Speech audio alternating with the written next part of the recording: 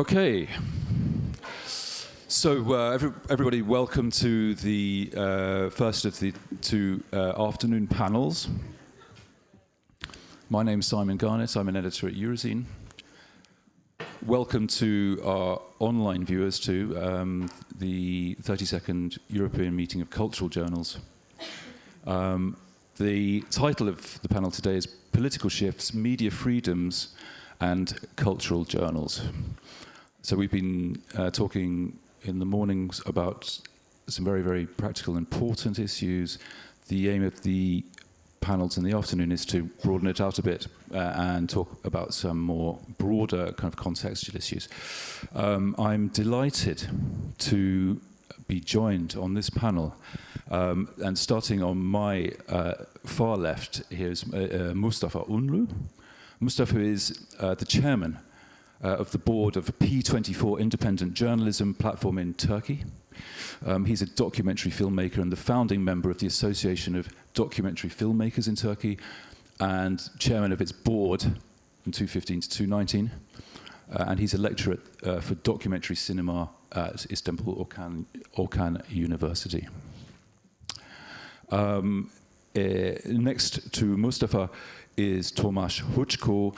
Tomasz is a writer, translator, and until relatively recently, a TV journalist. You're going to be telling us a bit about that. He's also the founder and editor-in-chief of the Slovak journal and publisher Capital, which was founded in 2017. And then finally on my left is Anne-Lorraine Bujon. You are the editor of the French journal Esprit. You are an Americanist with a long career in non-profit organizations and human rights NGOs. And you've been editor at Esprit since 2016, if I'm right in saying. So welcome to the panel. The purpose of this panel is to talk about the position of cultural journals in contexts where states exert political pressure on the media, or where emergent constellations of media ownership and political power give cause for concern. Media concentration and political power are, there's a complex relationship between the two, so that often we have a high media concentration exerting excessive power at a weak government, and I'm thinking here, the Murdoch press, for example, in the English language realm. But it's also the case that homogeneous media landscapes and highly concentrated media landscapes tend to be a corollary of repressive regimes. So it's an obvious point that anti-plural nationalist forces are interested in maximum media concentration. We know this. This isn't to rule out other types of concentration. So we may have media concentration that is ostensibly an apolitical one, commercialized media. That brings with it attendant risks. However, it's true to say that that shifts towards the far right that we're seeing across Europe and of course further afield are likely to find less resistance where media diversity is in the process of being undermined, and that the power of established autocracies depends on a subordinate media. The speakers on this panel come from countries, I would suggest, at stages on a continuum from pluralism to autocracy.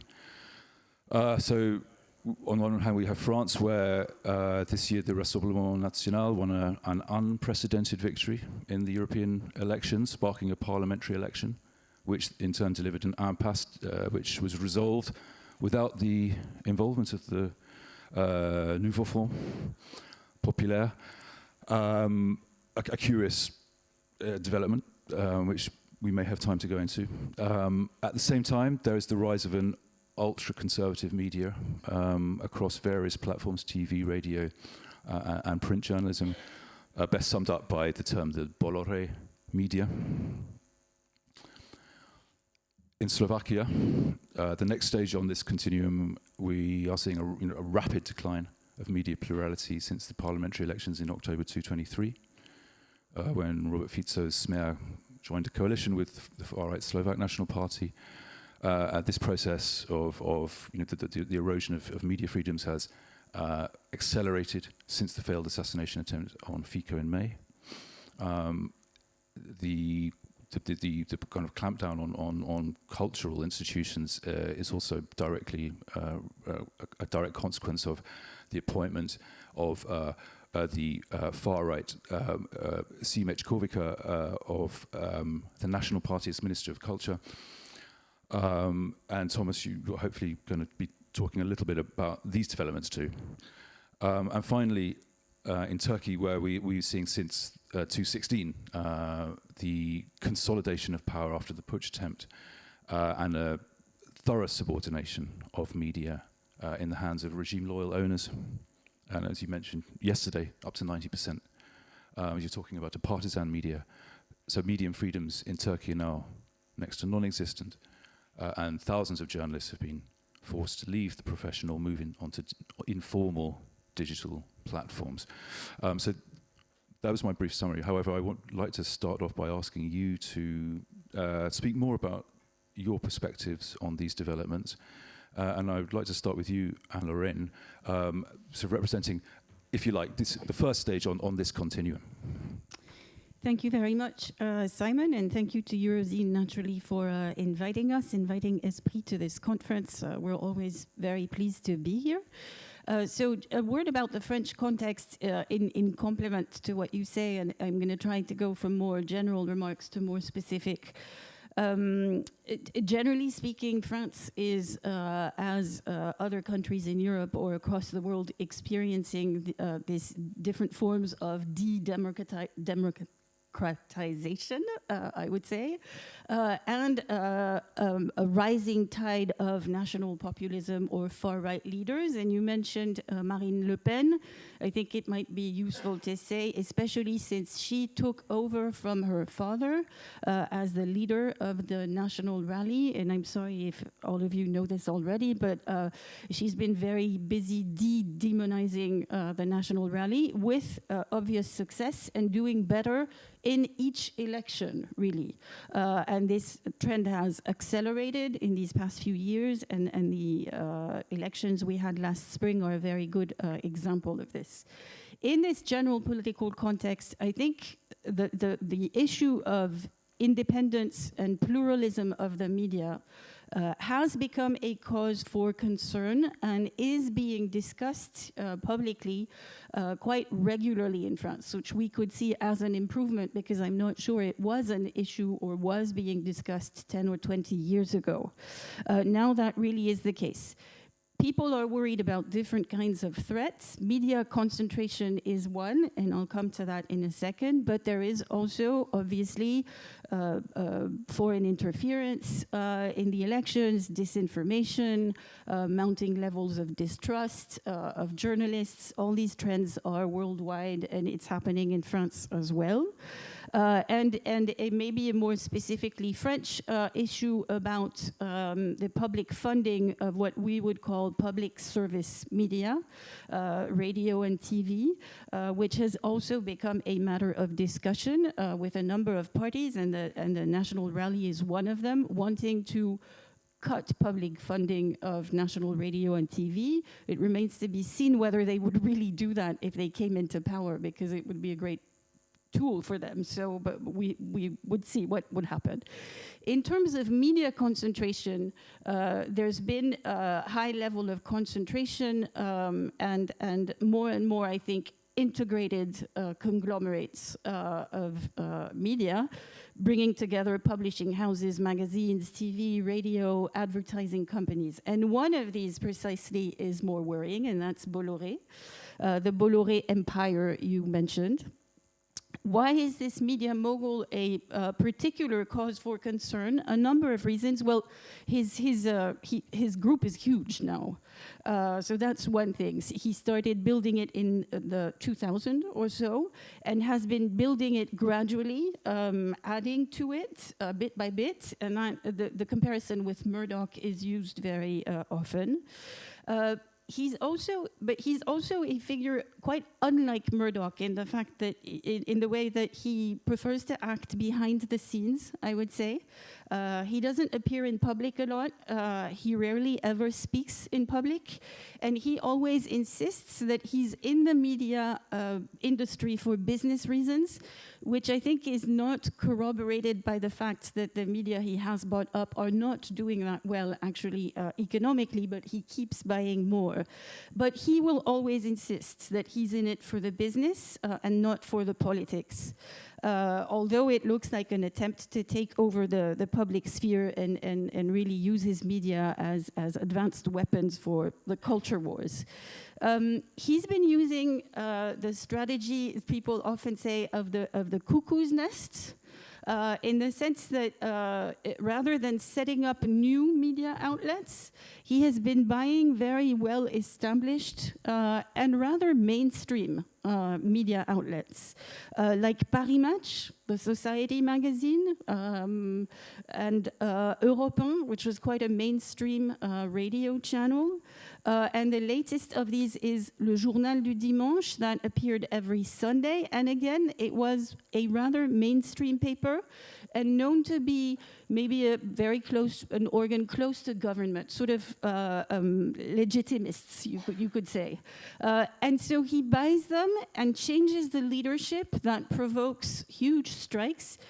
Is everybody aware of this? Am I just stating the obvious or no? Okay, good. Because everybody talks about it in France. But so he has provoked huge strikes. And the latest one was Le Journal du Dimanche, when he bought that weekly paper, fairly mainstream. He decided that the editor would be a man called Geoffroy Lejeune, who used to be at the head of the far-right weekly called Valeurs Actuelles.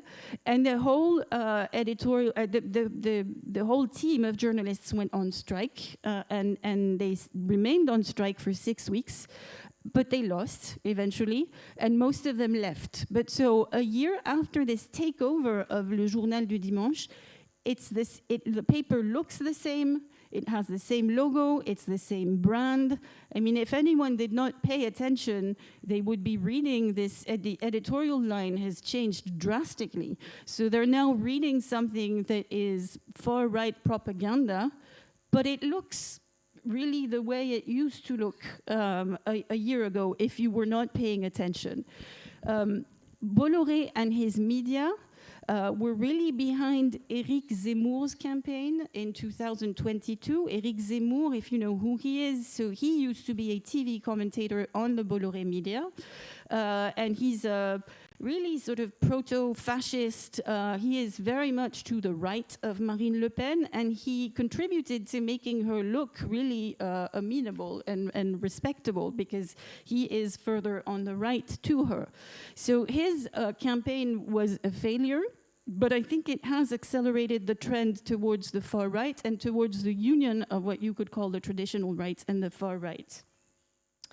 And I think what the Bolloré media are doing is they're really contributing to brutalizing the public sphere. There's total confusion between opinion and information, especially on his 24-hour news channel, C News. And their overall message is that France is on the brink of civil war. Therefore, we might need an authoritarian government to put things back in order, right? And so Bolloré and his successes in terms of political influence, because again, I'm not sure they're business successes, have inspired other media moguls, like another ultra-conservative Catholic billionaire called Pierre-Édouard Stérin. And he is trying to buy up different things now, like the weekly Marianne, which is interesting because Marianne is very Republican in the sense secular, and he is openly Catholic and trying to advocate for that kind of social conservatism. So maybe I can stop here on the context, just with a small note about the elections last year, because I think it shows how all this came to play in the French context. So you may know that the far right fared very well in the European elections, which was anticipated. But maybe Macron and the presidential bloc, centrist bloc, did not anticipate that they would be that successful. And Macron, after these results, decided to call a snap election. He dissolved the National Assembly and called a snap election. So we had like a very rushed campaign for the legislative elections, and the Bolloré media were everywhere during that campaign, everywhere. And with the same journalists speaking on radio, writing in his papers, buying up advertising. So you would see how it all came into play, and favoring the most conservative candidates and far-right candidates and discourse, but also constantly brutalizing the public sphere. I'd like to insist on this. So it's all about hysteric, fear-based, it's all about Islam, immigration, crime, insecurity, so very, very Trumpist, you would say. Now, that's the dark side. On the brighter side, and I think because there have been concerns with this Bollorization of our public sphere for a while now, there was also mobilization on the part of NGOs, intellectuals, activists, artists, and that was relayed by a number of independent media outlets who are still very active, and it turns out quite influential, like Mediapart, for instance. And they did great work in investigating a number of the most shady candidates of the National Rally. And I think those independent media outlets really helped make it possible that there was a Republican front, as you said. The left-wing parties came together and formed the new Popular Front.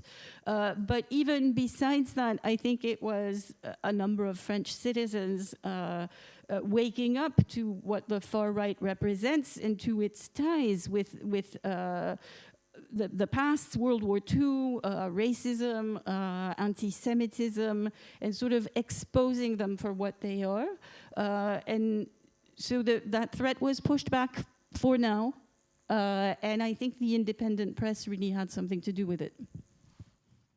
Thank you, Andrew. And I think we'll be talking a bit more in detail about the role of smaller media and the independent media in the next round of questions. But I'd also like to move to Tomasz Szuczko, because, as I mentioned, you have been working until very recently as a TV journalist, but you've ceased to do so. You've resigned. Maybe you could start by talking about that, the circumstances, and then talk about the kind of the whole context behind it. Thank you for inviting me. That's the first thing. I will get to my resigning from TV. That's not so important in our situation. I'm just like one of many people who resigned from their positions. And I like that Anne-Lorraine ended up on a positive note. I don't have those. So this will be just negative with me. I have been to many discussions like this one or podcasts during last few months, especially in Czech Republic and Poland and in our region, because people are very interested in what's going on and what the situation is in the culture sphere and the media sphere. And one adjective that always comes up is the one that you already used in your introduction, when we talk about those changes in culture, and that's rapid. It's very fast. So these changes that happened in our country during last 12 months were extremely rapid. I really must say for the whole cultural sphere that nobody was expecting how fast it will go.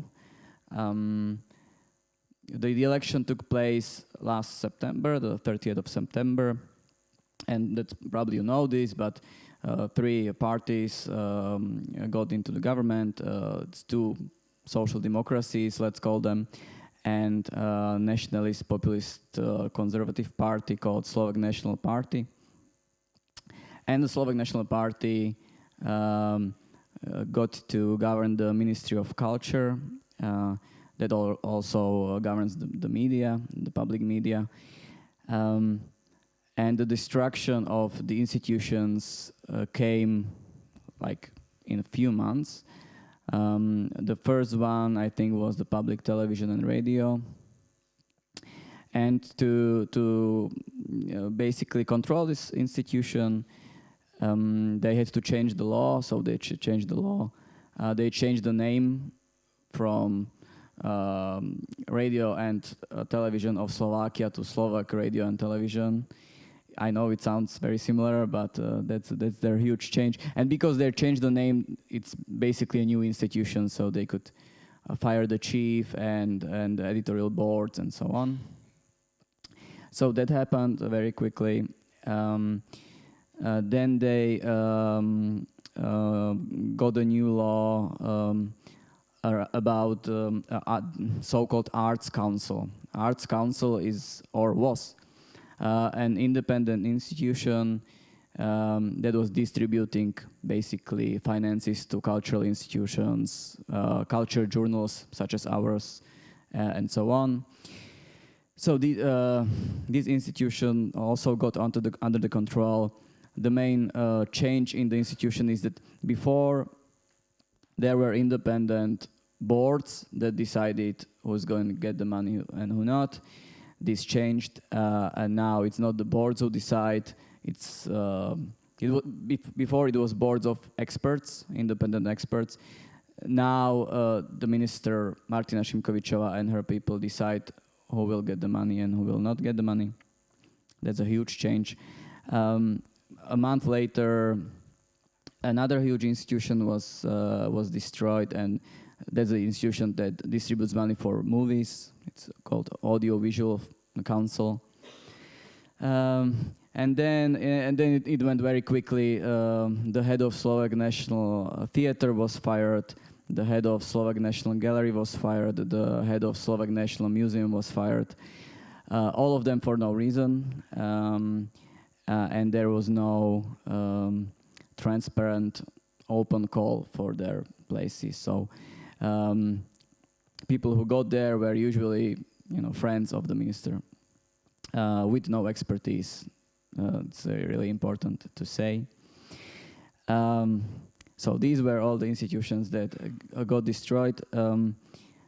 Of course, these resulted in many protests from the cultural sphere.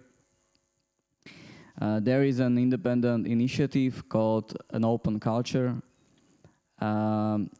which was founded before this government, but really started to be more powerful now during last few months.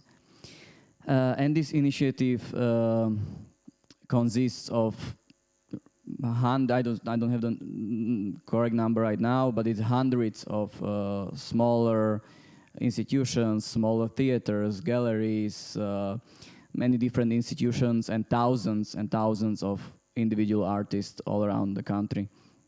It's really a huge initiative which organizes now protests. We had many protests with tens of thousands of people in the streets. Now another of these protest actions is something called a cultural strike, which is now in its preemptive strike phase, but we can talk about it later, how it works. And all of this was also accompanied by constant attacks on journalists by the Prime Minister Robert Fico, by many ministers, including the Minister of Culture. And this includes suing several journalists and several writers. I think it's now about 5 of them. The last one who was being sued, or he's still being sued, is Michal Horecký, the Slovak writer, translator, journalist, very renowned one, who is being sued by the Minister of Culture for calling her neo-fascist in one of his articles, which is a very correct description of her actions. But he's one of the people being sued. So you have all these journalists and writers being sued.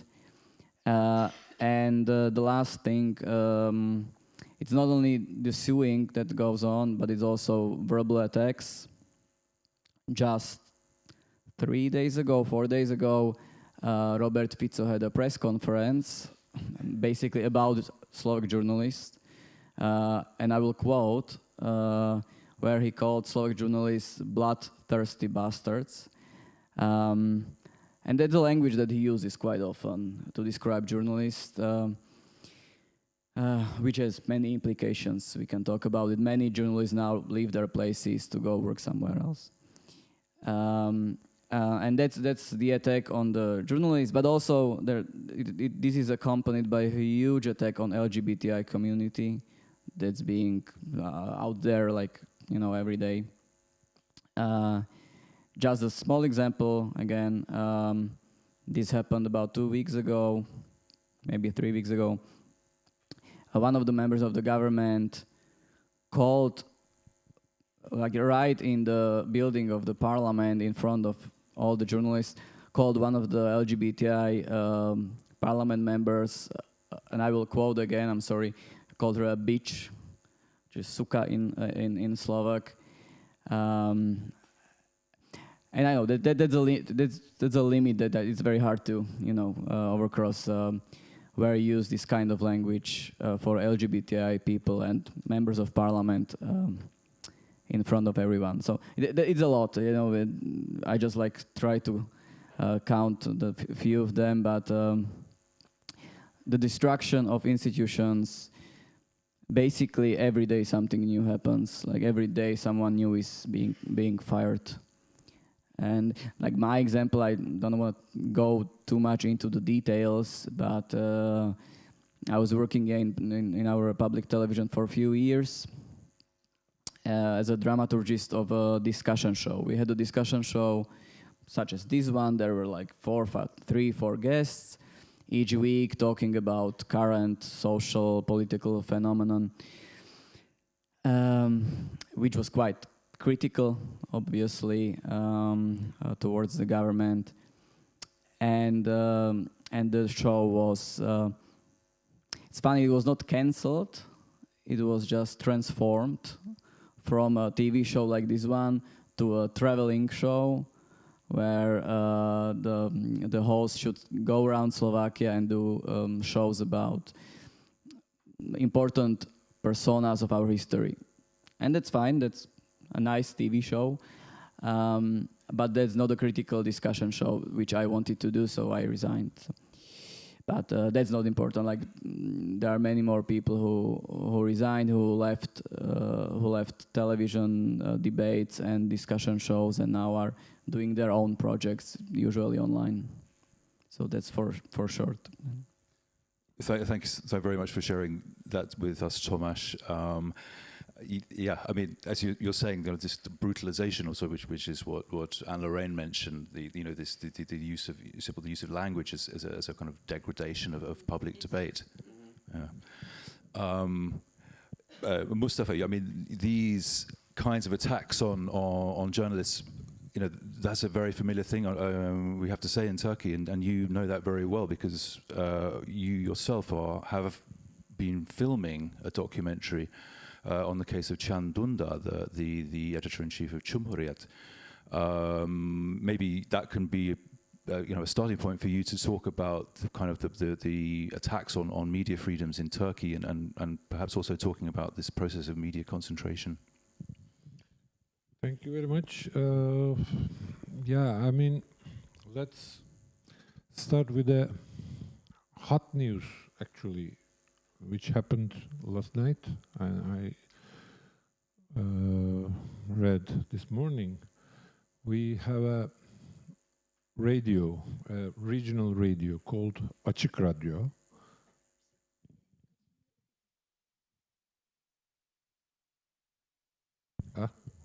Closer, like this. Okay.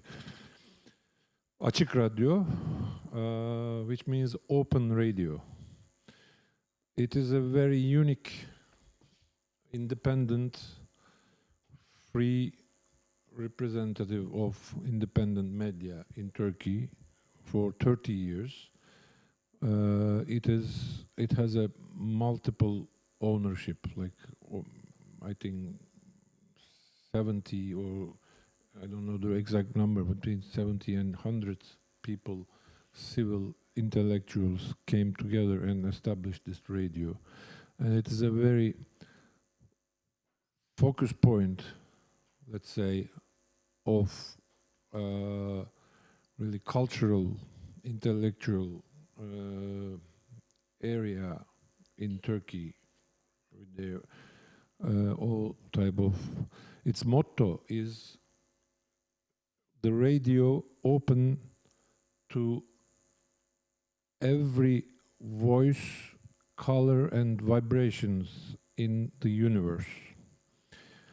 And it is, actually.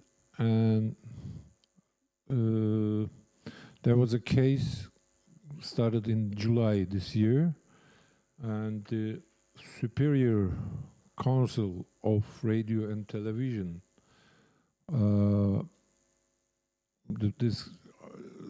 this judiciary process was going on, but yesterday they canceled their license. The reason is one of these voices of universe, someone in one program spelled Armenian genocide. And this is the reason for canceling the license of Açık Radio. It's a big loss. I may have a call for all these Eurozine members. They're asking now a very as big as a big campaign to this decision, international and national. So maybe, if possible, you can place on your media about this news. I can provide you anything you need. So this is the actually an example, very recent example, what we have in Turkey. I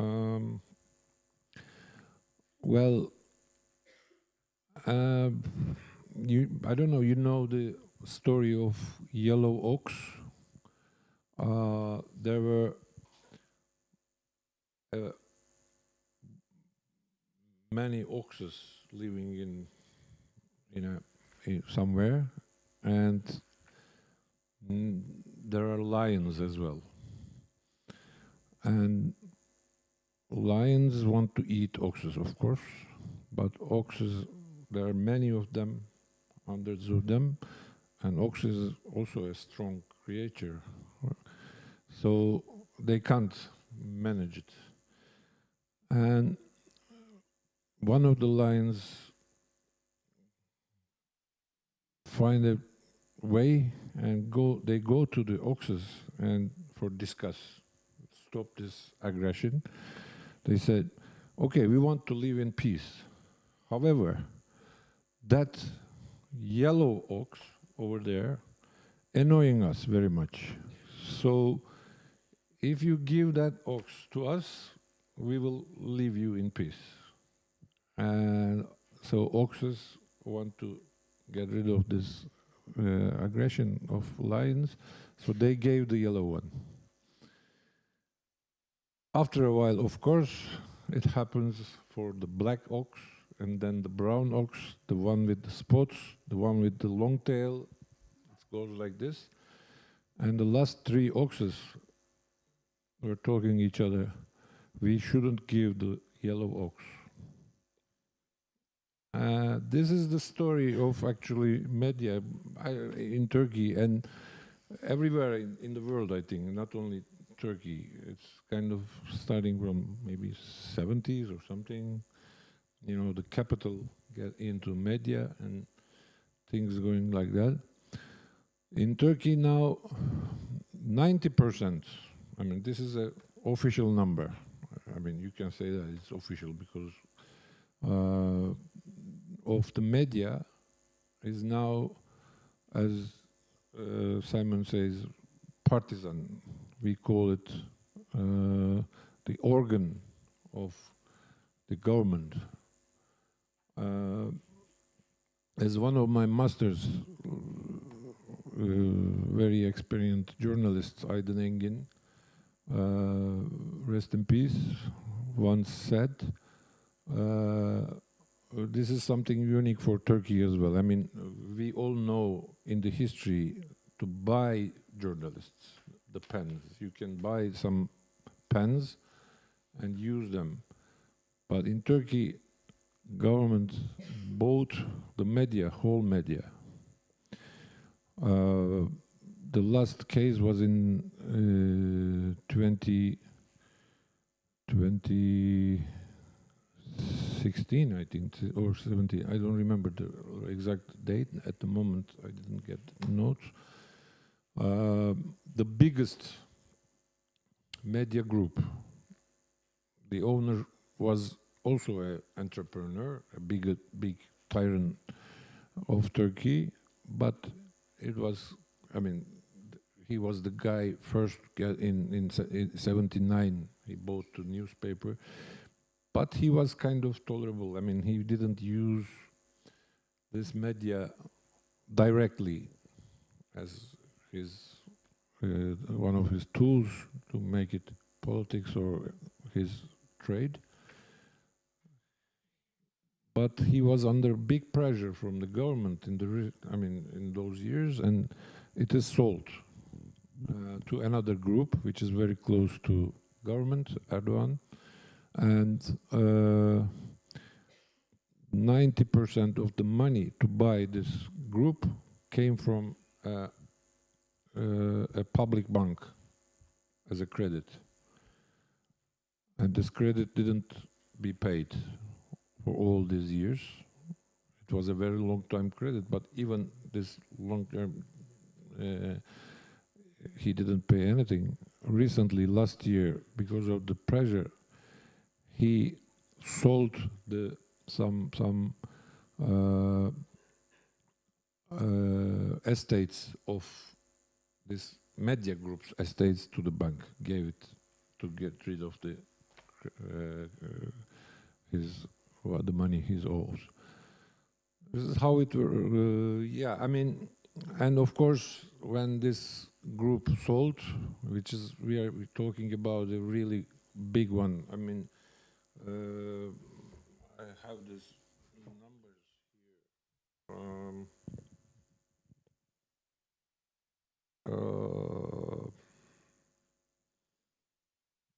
I mean, the mainstream, almost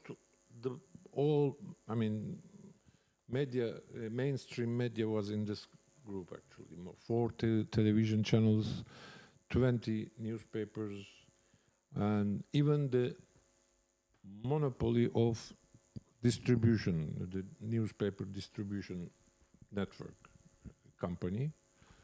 He was in this group, and it's all passed to them. So what's left? What is left is very well. I can say that 3 printed newspapers. 2 of them, I mean, you can say that they are independent, although they are connected to different political left parties, small left parties, Evrensel and Birgün, and Cumhuriyet, as Simon mentioned, is the oldest newspaper, and it's a kind of a reference newspaper for all its history, and this is totally independent, but happened lots of where Can Dündar, probably you know his name, used to be the chief editor-in-chief. It's a long story what happened to it, but now the administration and most of the writers, most of the journalists working on this newspaper are resigned in 2018, or fired, and it is still an oppositional newspaper. It is still free. It's a still independent newspaper, but it's in a much narrow way. We can say that very strictly tied to Kemalist ideology, and so the Republican Party.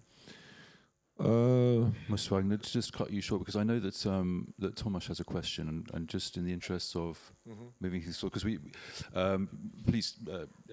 I just had a short comment on what you said, because we have our own Yellow Ox story, like our own version that might be of interest for you. Because when I was describing the destruction of the huge institutions such as a theater or a gallery, that wasn't exactly right, because before those there were smaller institutions that were being destroyed. It was like a Kunsthalle, that's like a smaller gallery for contemporary art, that was being destroyed like a month after these guys got into power. And then an arts, like visual arts and art center for children, that was also another one on their list.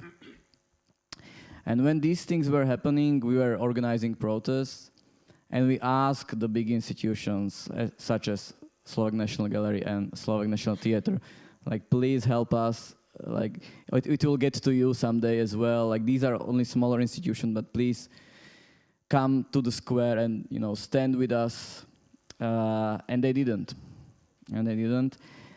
And after several months, when it came to them and they were fired, there was this huge meeting in the Slovak National Theatre, and the head of the theater that was just fired a day ago, that was really nice, because he came up and he said this version of the story. He said, I was silent a few months ago, and I didn't say anything because I was afraid. And I'm so basically, he said, I'm sorry, like I should have. Now it's too late. So I'm just saying it as an advice for you when this starts happening in your country, and it will in some definitely. Really try to persuade the people in larger institutions to stand by you before it's too late.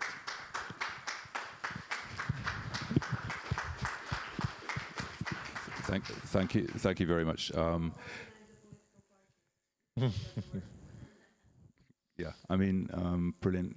We want to also not forget the last part of our panel, which is cultural journals, and this would be the next question. And we could let's try to keep the answers relatively short, because we want to open up to the floor and share our experiences. And there are other people here who also have relevant things to share. So the question is really here: how smallish media organizations placed in these shifting political and media landscapes? What are the risks you face? Particularly as regards financing your operations, and paradoxically, whether the small size of your organizations, in connection with the renewed public interest in questions of media freedom, lend your organization a resilience and in a way a trustworthiness that the larger media do not have. Anne-Lorraine, would you like to respond first? Yeah, so this would very much be the case, I think, for Esprit, or at least that's how we decided that we wanted to understand the situation. So the political environment is difficult, the media environment is difficult, but Esprit is a very old journal now. It was founded in 1932. Maybe I should have said this before. So it has weathered a couple of storms already. And I think this history makes us stronger in a sense, because Esprit has always struggled to make ends meet. So there is not a time, we're now 92 years old, but I don't think there was a time when the journal was not struggling to make ends meet. So in that sense, nothing's new, but it means that we don't depend on public funding, we don't depend on advertising revenue, and we are not supported by a major publishing house. And this actually makes a huge difference because there were other long-standing historical journals, like Les Temps Modernes, for instance, Sartre's journal, closed 4 or 5 years ago, and that was a decision made by the publishing house, and there was really nothing that the editors could say. So in a sense, we're lucky because nobody can shut us down and nobody can silence us for the moment. When they change the laws, that would be a whole different story, but for the moment, so we can say the way Mediapart says, only our readers buy us up, only our readers can corrupt us, so we know who we're working for, and that has not changed. I also think it's the style of journalism that we practice that can turn this difficult environment into something that is a challenge, obviously, but also an opportunity for us, in the sense that this media fatigue that everybody is observing everywhere, I think is fatigue with sort of overabundance of the same content over and over again, of the sort of accelerated pace of the 24 hours news cycle, and also I think the hyper polarization, which people are really tired of. I don't know what's happening in your countries, but I hear more and more people who say they don't listen to the news anymore because they can't take it. And on these 24-hour media like the CNews, I said it's not information anymore, it's only opinion, it's only commentators, and they're clashing constantly. And I think because what we try to propose and have always tried to propose is to step back, to understand events, but stepping back, slowing down, providing perspective, suddenly this becomes more interesting, and I hope it's not just wishful thinking, but what we have seen, for instance, is that just after COVID, and maybe this is a shared experience as well, or when the war in Ukraine broke out, the readership on our website just, it went up in a way that was crazy. So we were thinking, when the world it goes really badly, it's good for esprit, which is terrible to think. But and so we need to play our role, I think, in this current situation. People need to orient themselves. We need to fight the sort of cognitive chaos that was, I think, discussed yesterday evening in the keynote speech, and there's a sense that cultural journals can help do this. This comes with a series of challenges, and just leave it to, I think it's very important for us at this stage to be mobilized, not to be overly pessimistic, not to be complacent either, because I think journalism also played a role to explain where we are now, but I'll leave it for later on, maybe. Yeah, I'll just leapfrog you now, Thomas, and just go to Mustafa, and then perhaps end with you. But P24, it's an organisation which has a number of smaller projects. One of the projects is a literary portal, which is specialising in literary criticism and essays and so on. But tell us a bit about how the size of your organisation and the kind of the structure. Gives you a kind of a freedom and has you've carved out a space, if you like, for yourselves within this overall highly negative media environment. Yeah, I mean, probably different from each of you here. I mean, the institute I'm working is actually an NGO, and which is to advocate and to support freedom of expression, freedom of press, and independent journalism.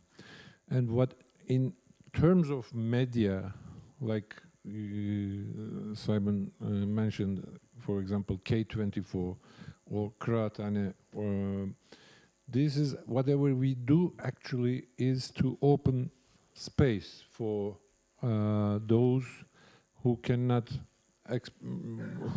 anymore make their outputs, their whatever they write, whatever they speak, the books, the speeches, or whatever essays, which cannot find a place for publishing, which cannot find a place to exhibit their art.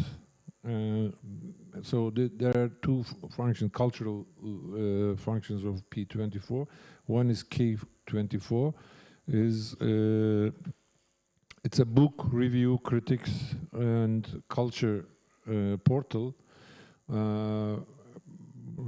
It's kind of online, and well, we call it weekly because every Thursday new essays and new putting on broadcast every Thursday. It's actually huge portal. There are lots of it's about books, but beside the books, of course, the related subjects on those books which can be discussed on this portal.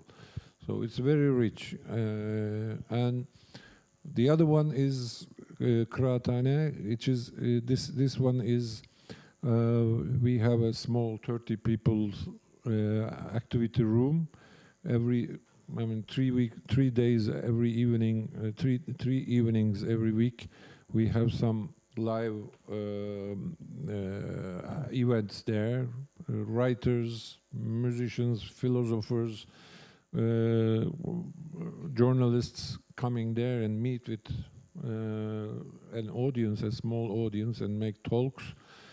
And we are recording everything happens there, and we have a very rich content of YouTube channel, and we're putting everything there. And there's also a P24 blog, which also some journalists who are not,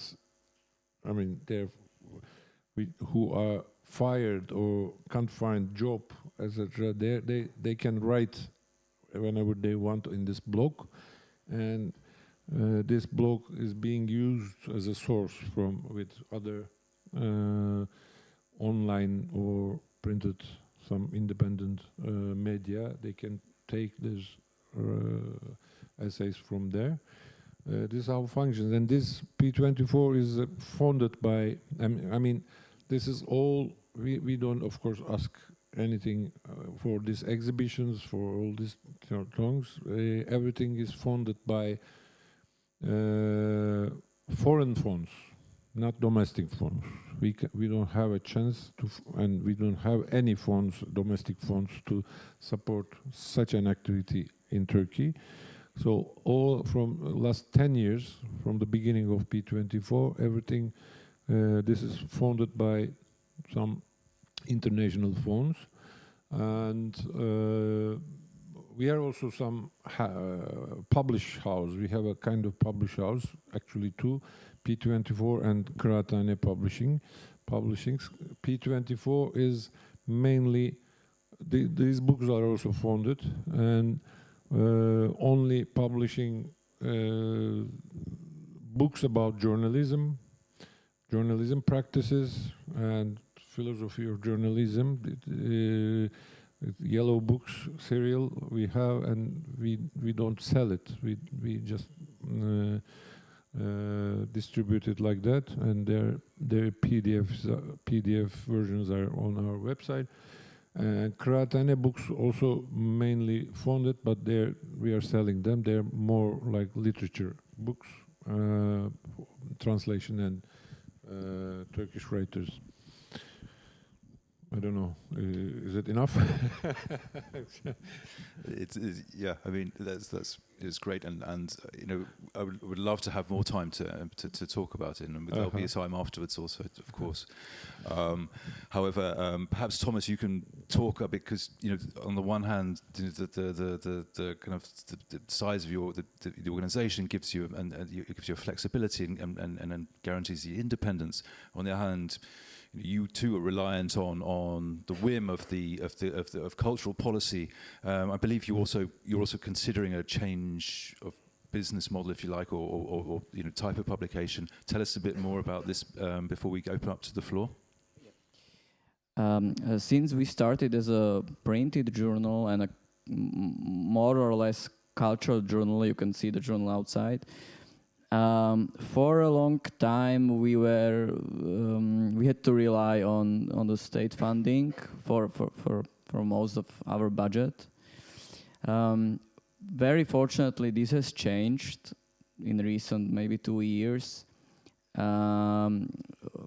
We have many more sources.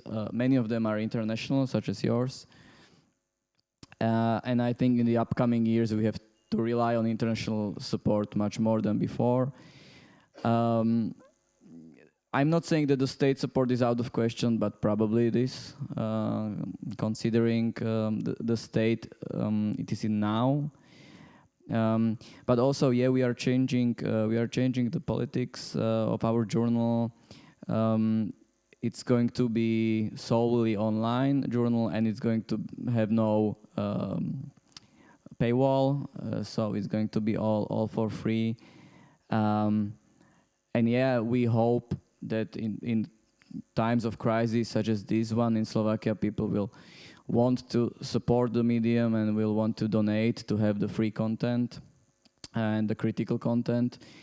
And that's our case, but you can see this happening maybe with the bigger players in the field, such as one TV journalist, Michal Kovačič, who is very famous in our country, and he had a TV show it was like the most watched TV discussion in the country for years. And when he became critical of his own TV and of the government, he got fired. And quite recently, he started his own online project with the TV discussions and started a donation campaign. And he collected €500,000 in 2 days. So, but of course, he's much more famous than we are. Much more, but it's a good example of people I believe willing to pay for critical content.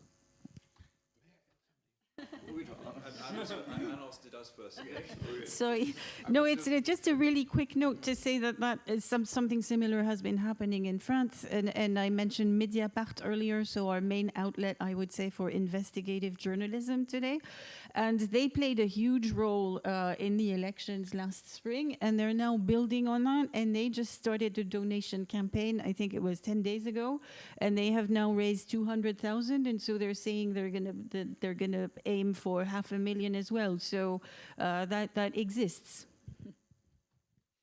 I forgot to mention one thing, one of the activities of us which I love very much is the book fair. We are organizing a book fair. It will start 2 days later on the 18th. This year, it's the 6th one.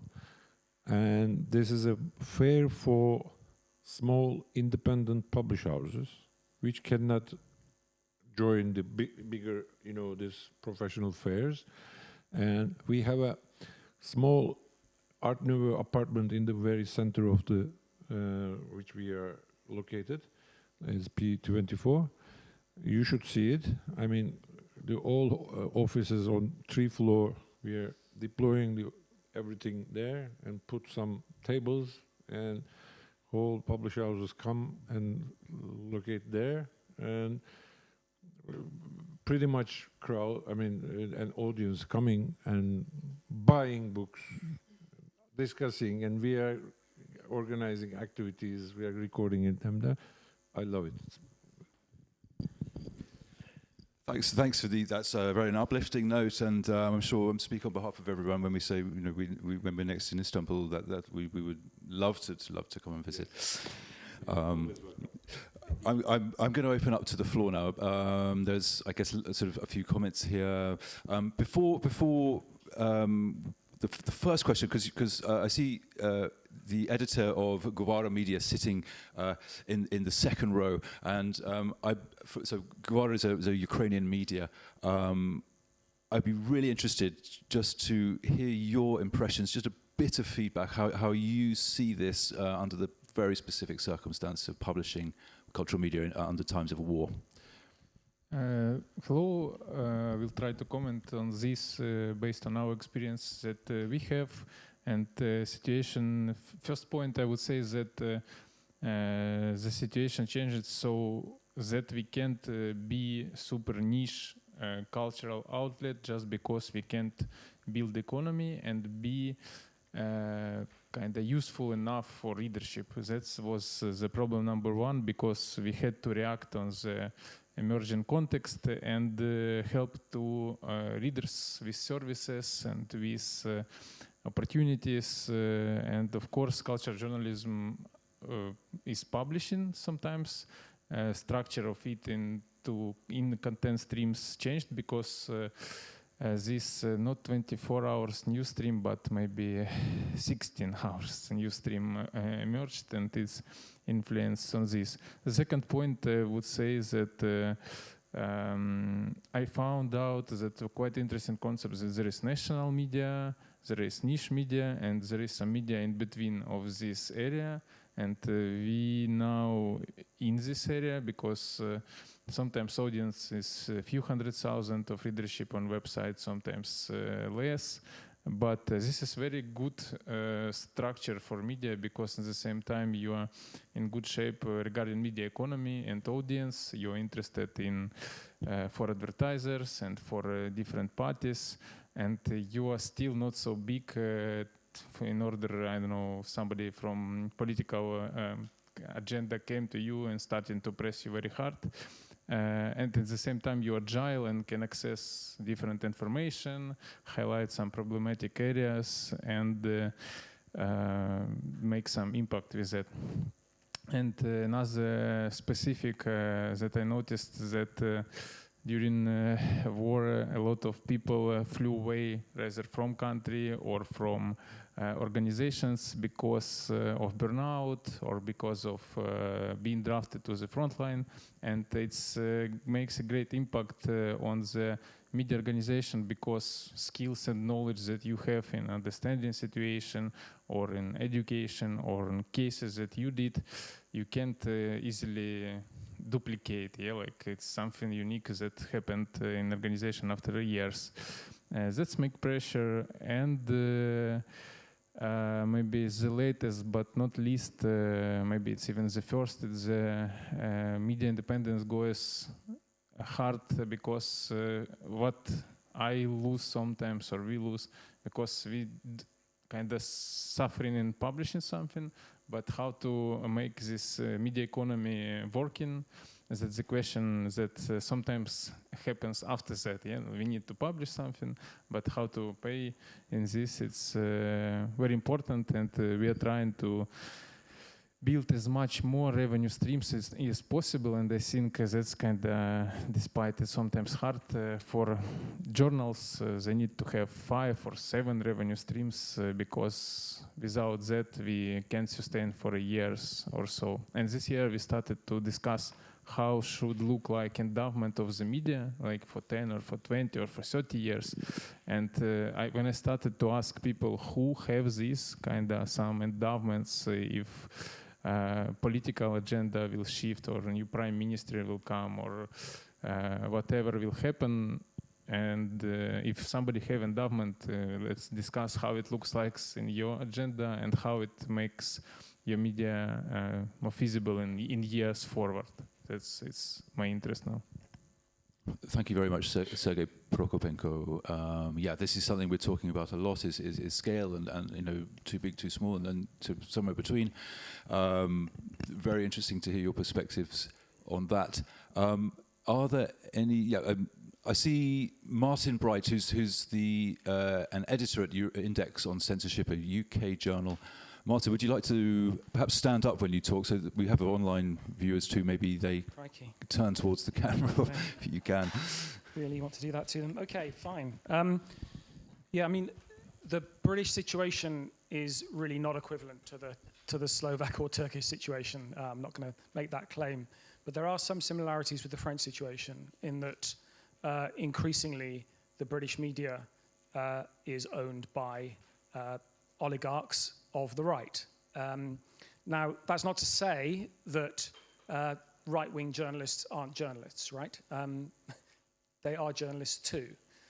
But the problem in the UK is just the increasing monopolization of the media by the right, not just Murdoch, but associated newspapers, which owns the Daily Mail, which is increasingly influential in the United States, of course. There are other problems in the UK, and one that I wanted to draw your attention to is a very unusual one, which is we're here as small media organizations, and a small media organization is about to take over the Observer newspaper in the UK. So Tortoise Media, which on the face of it is a honourable publication, has put in a bid for the Observer. Now, those of you, and I can see some were, looking at The Guardian today, if you're looking at The Guardian today, you're looking at the Observer. These are Observer journalists and Sunday newspaper journalists. And I really do put out an appeal to you to support the journalists on The Observer who are about to go on strike. Indeed, the journalists on The Guardian are also about to go on strike to resist this deal, which is a deal that is dominated by venture capital and really should be resisted. And so the final point I just wanted to make about this is that we were talking in earlier sessions about lobbying and what Eurozine can do. I would have thought that collectively, one thing we can do is offer solidarity to our fellow journalists, right?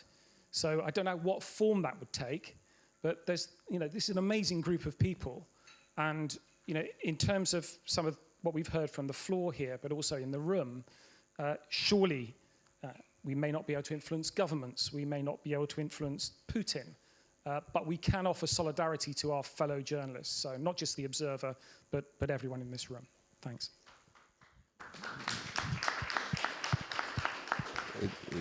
Thank you, Martin. I'm going to collect a couple more questions, and then the panelists will have a chance to respond. So comments. Also, if you can frame them as questions, so much the better. At the back, could you also, Guara Media again, please just tell us your name and yes, please stand up. Yeah.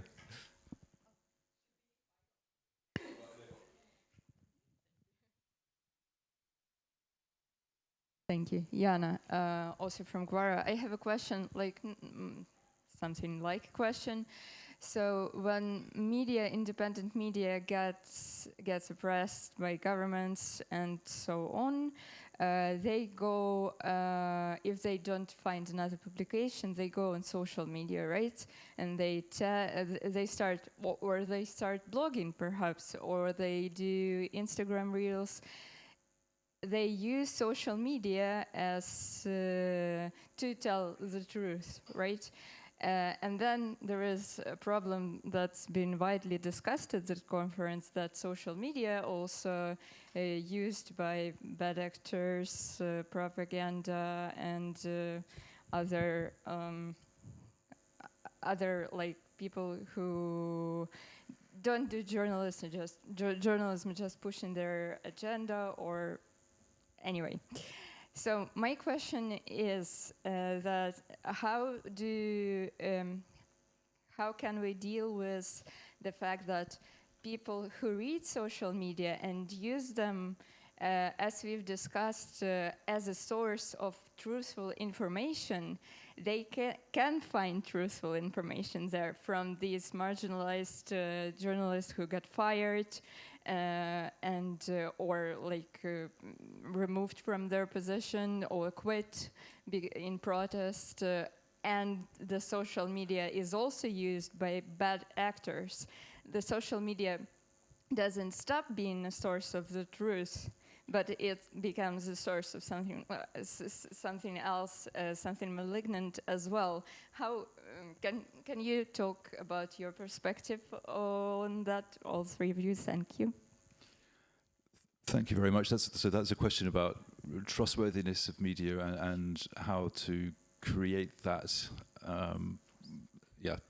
Maybe we can have perhaps one more question. Enda O'Doherty, I see you with your hand raised. The editor of the Dublin Review of Books.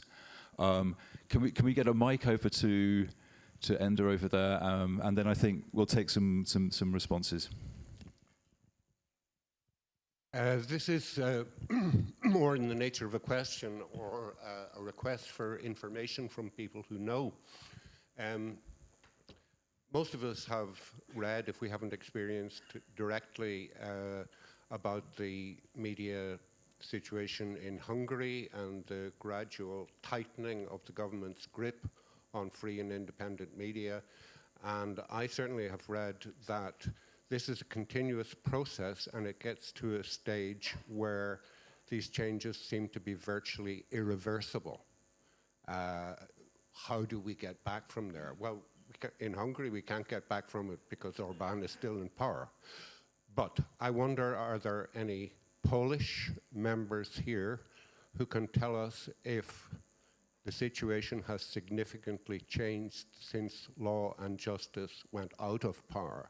Is there a possibility of reversing the bad tendencies and restoring diversity? Yes.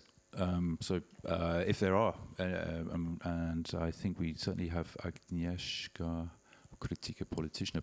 Please tell us about this reverse decline.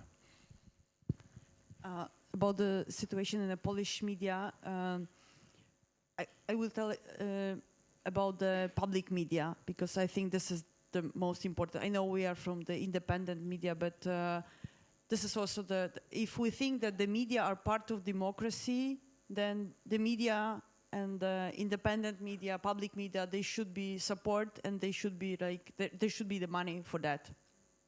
So the public media was taken by the Law and Justice for 8 years, changed into totally propaganda media, totally destroyed.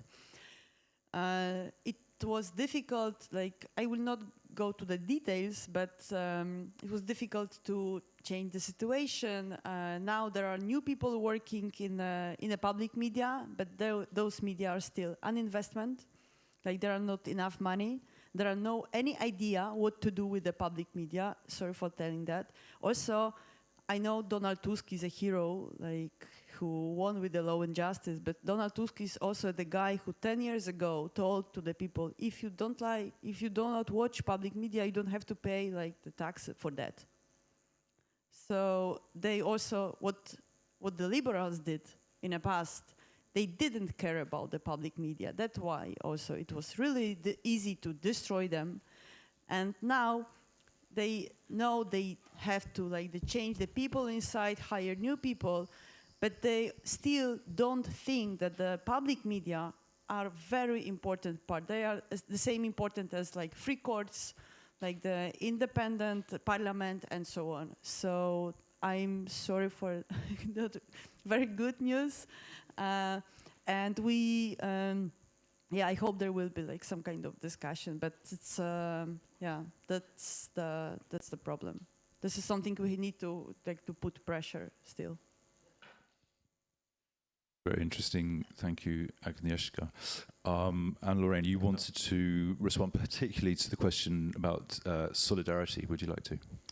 Yeah, no, because I think if we want to be optimistic, part of the better news in our latest political developments in France was that If you think of it, it was the European elections that brought about the dissolution of the parliament and the snap elections. And I think that was a first. And I take it as a sign that our public sphere is becoming more European, in the sense that European politics had direct impact on French politics here. And you mentioned the strike, the journalists going on strike. And in France, one of the interesting things has been after the 6-week strike of the journalists in Le Journal du Dimanche, and there had been a very long strike when Bolloré took over ITV and made it into CNews as well. There's an ongoing discussion of what we can do to change the regulatory framework to protect independence of the media. And my guess is that the work that's being done in the different countries could be also used in the European Parliament as they are trying to regulate the media. Very quickly, so in France, the debate now is whether we should have a law protecting the right of journalists to obstruct to the nomination of an editor they disapprove of. Le droit d'agrément des journalistes. And that's being pushed by a number of politicians in Parliament. I don't know if it'll work, but it's an interesting concept. And they should be in touch with your colleagues at the Guardian, but I think it's the case, actually. I think they've been talking. And there's a special organization called Article 34 that was created just after the strike at Le Journal du Dimanche. If they are not in touch, I think they should, and that these battles should be led together. The regulatory framework in France dates back to World War 1945, and I think it's interesting in the sense that it was always understood that the media needed to be at a safe distance from political power and from the moneyed interests. Now, obviously, it needs a huge overhaul because of the digital transformations and the power of the digital platforms. But I think it's the time. It's the right time to be creative, also legally, in the countries that have not gone over to the dark side yet. Yeah, maybe also a short commentary on the solidarity issue. We quite recently published an article. My wife wrote it, and it's called "How Can We Help You?" Because it's a question that we hear a lot, like especially right now when we go to Czech Republic and Poland, not Hungary, but Poland. They usually ask us, "How can we help you?" And it shows you sometimes the limits of solidarity. Like, of course, there are some small examples how we can publish your article. You know, we can somehow maybe set up a scholarship or residency or something. But you cannot save the whole medium. It's very hard. And I was in Budapest 2 weeks ago talking with my friend, a Hungarian writer, Ferenc Cinki. And I told him about our protest and what's going on. And he said, you know, like we went through all of this, and it's like those phases of mourning, you know, like anger, protest, sadness, denial, and acceptance. And he said, oh, you're still in the phase of anger, or you're still in the phase of denial. We are already in the phase of acceptance, so wait till you get there. So the question is, considering the solidarity is, how to be creative in this context before we get to the phase of acceptance.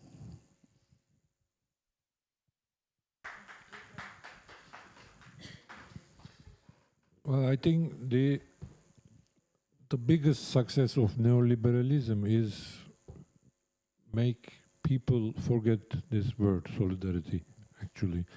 And it's out of agenda.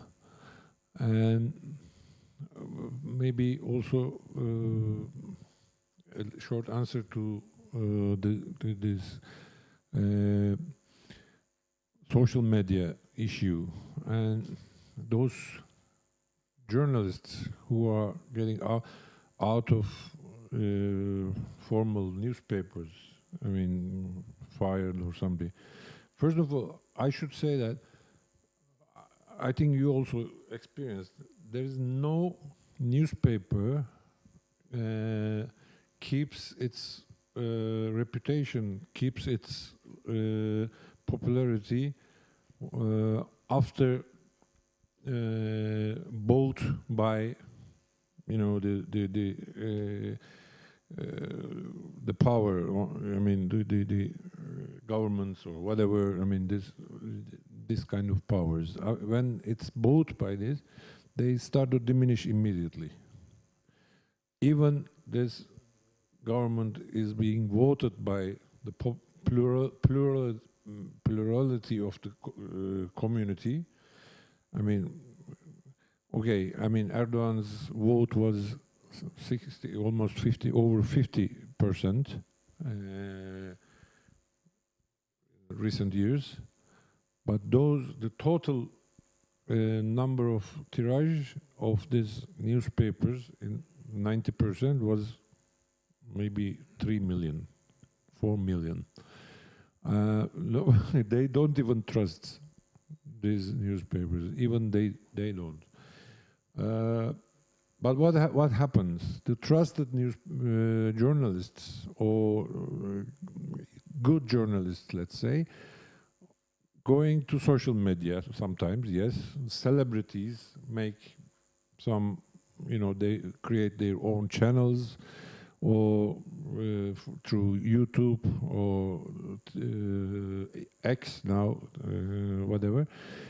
But it's not really, it's not journalism. It's commentary. It's their own thing.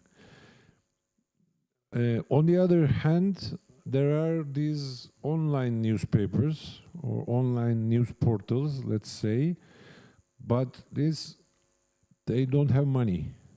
So they are in one office. They don't have correspondents. They don't have reporters. I mean, so many of them just doing copy-paste. Some of them are trying to do better, mainly using commenters, again, the column writers and news from agencies, etc., and very little, there's no... So this is I think this is the problem. What is the solution for this problem?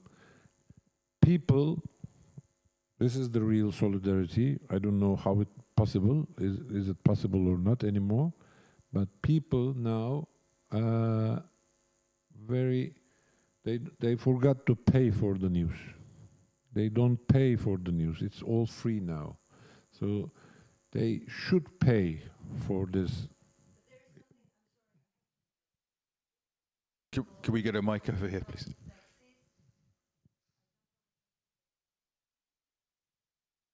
And that's why Agnieszka was talking about public. I know your French, Western European distance from the public. Public service media as well. I know, but from the public money and the distance from the source of power. And I understand that there is something that we still believe in, that is market, where people pay for something. But I think that we have to acknowledge, and I've been listening to all of you, and the Slovakian case is really telling, and that we have experienced the end of the market and the end of the political distance. We have experienced that it's gone. It's like climate change. It has happened. Now we are living the consequences. So I really believe and I would strongly support what Agnieszka said. You need a sturdy public claim on the media in order to create a public sphere. And us, small journals, won't do that. Our mission is not that. We are not there to create it. We are there to enrich it once it is there. So it's us giving solidarity to the public, us giving solidarity to the political agenda of whoever is there who will fight for the sturdy public if sphere. it still exists. Yes, and I think it's not us giving support to each other, but actually giving support to the institutions that you were talking about. Thank you very much, Milenki Bulovic. That's great. We're not going to have too much, so apologies to the online viewers. We did start a bit late, so I think we could have perhaps another 5 minutes, and then we really do have to wrap up. I did see there was another question from the floor, if I'm right in saying. No, okay.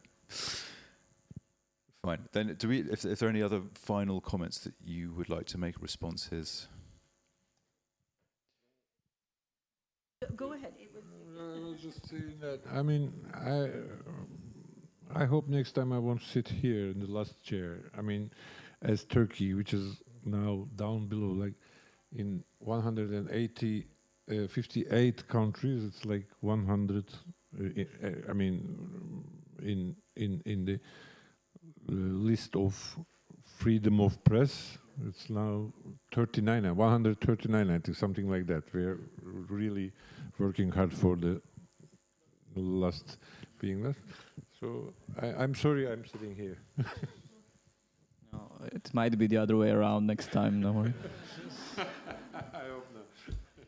We will find someone. Thank you. No, I just wanted to emphasize that I 100% agree, right? That we need taxpayer money to protect the public sphere. I am completely sold on that idea, definitely.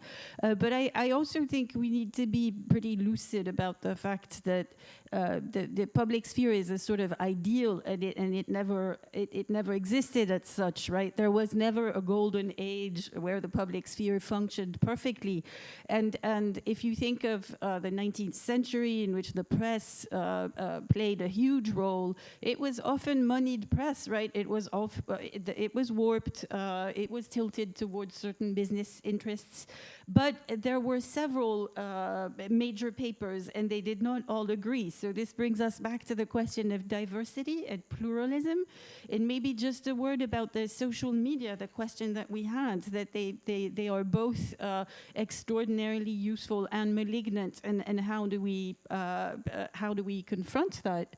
They're like a dual-use technology, the social media.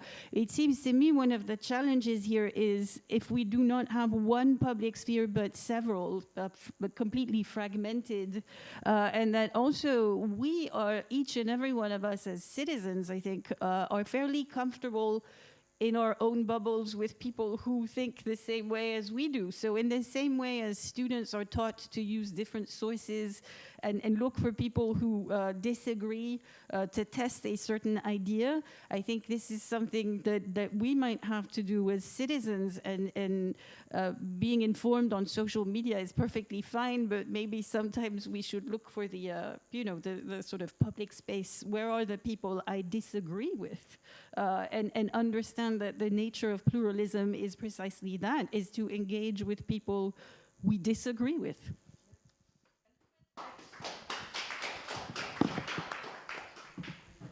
Thank you very much to the panelists. This has been really interesting. Thank you very much also to the viewers online. The second panel will be beginning at 4 o'clock. So see you back in 20 minutes. Bye-bye.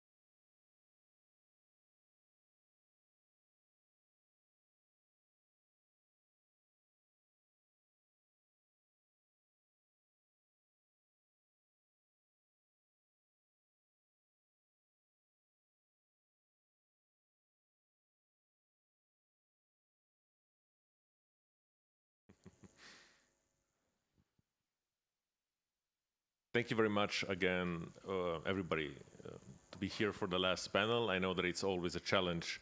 The last panel is always the least fortunate one after the last coffee. Let me start by introducing our guests here, starting from the far left, not necessarily in political terms. I have Ivana Dragicevic from NNA in Zagreb, Paula Cardozo from Afrolink in Lisbon, and finally Paulina Januszewska from Krytyka Polityczna in Warsaw. And my name is Luka-Lisa Gabrielčić. I'm the editor-in-chief of the Slovenian quarterly magazine Raspotia and member of the editorial board of Eurozine. This panel is dedicated to a topic that somehow encompasses much of what we have been talking in the last 2 days. It's called bullshit journalism. And I would like to start by linking it to where we left in the previous panel. When we were discussing about political takeover of public media and how to revert that trend, I think it was Agnieszka from Krytyka Polityczna that explained us the Polish situation, how it is now with the public broadcast, which became famous throughout Europe as a very blatant case of political takeover of media. And while she was explaining the situation, how difficult it is to revert back to the status quo, and questioning if it's actually desirable to return to the previous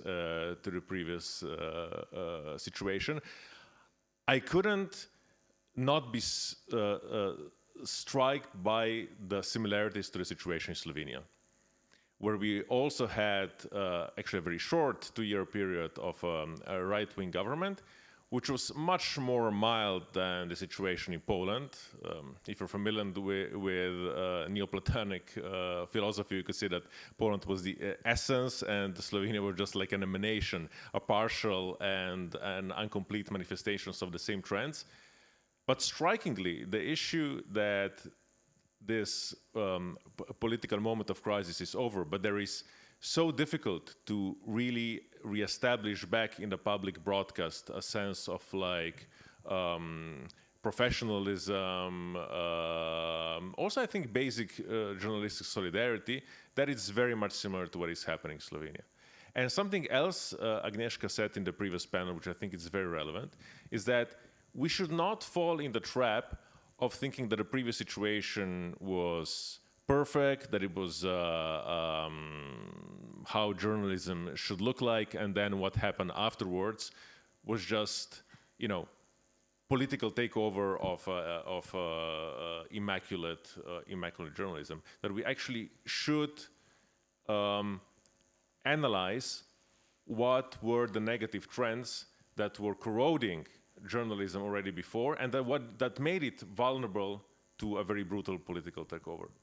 And I think this is also something that our panel is dedicated to, because the notion of bullshit journalism is a very broad notion. And actually, I would start by asking each of you how do you define it?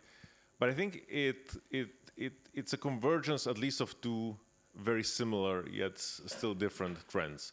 One is something that we have discussed a lot in the last 2 days about clickbait journalism, about the pressure that many media outlets feel by following and running behind a news cycle, which creates a very repetitive and polarized media public sphere. But it's also a reference, of course, to David Graeber's notion of bullshit jobs. So it's about the precarization of media work, of lack of sources, and something that I would really like also to talk in this panel about the issue that young journalists that are coming, or young people who want to pick up journalism or culture media nowadays, and the struggles they are facing in this very unstable market, or sometimes not even market, this very unstable practice that it's called journalism. So I will start by asking each of you, how would you actually define bullshit journalism? And is it actually a meaningful term, or it's something that it's a quick way in which we lump together different crises that we are facing nowadays?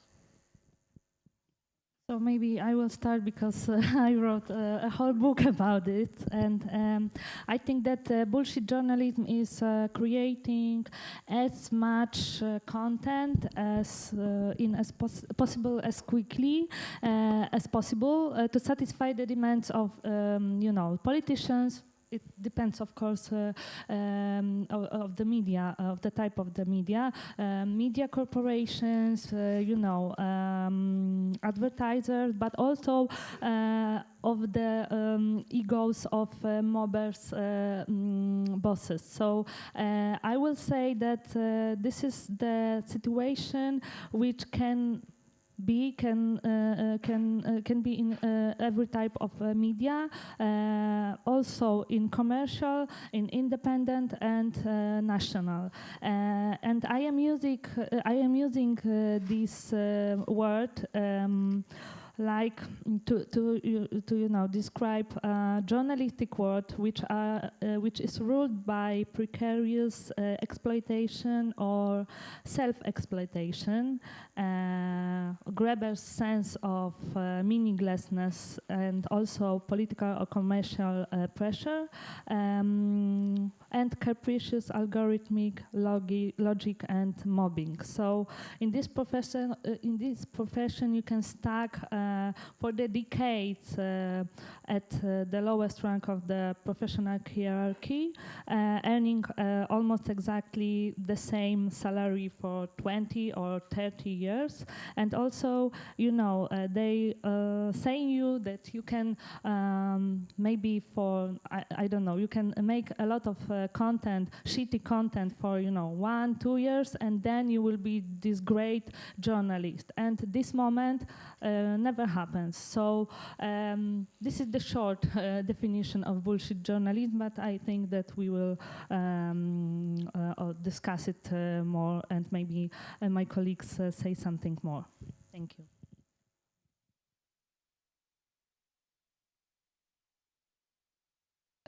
Hi, everyone.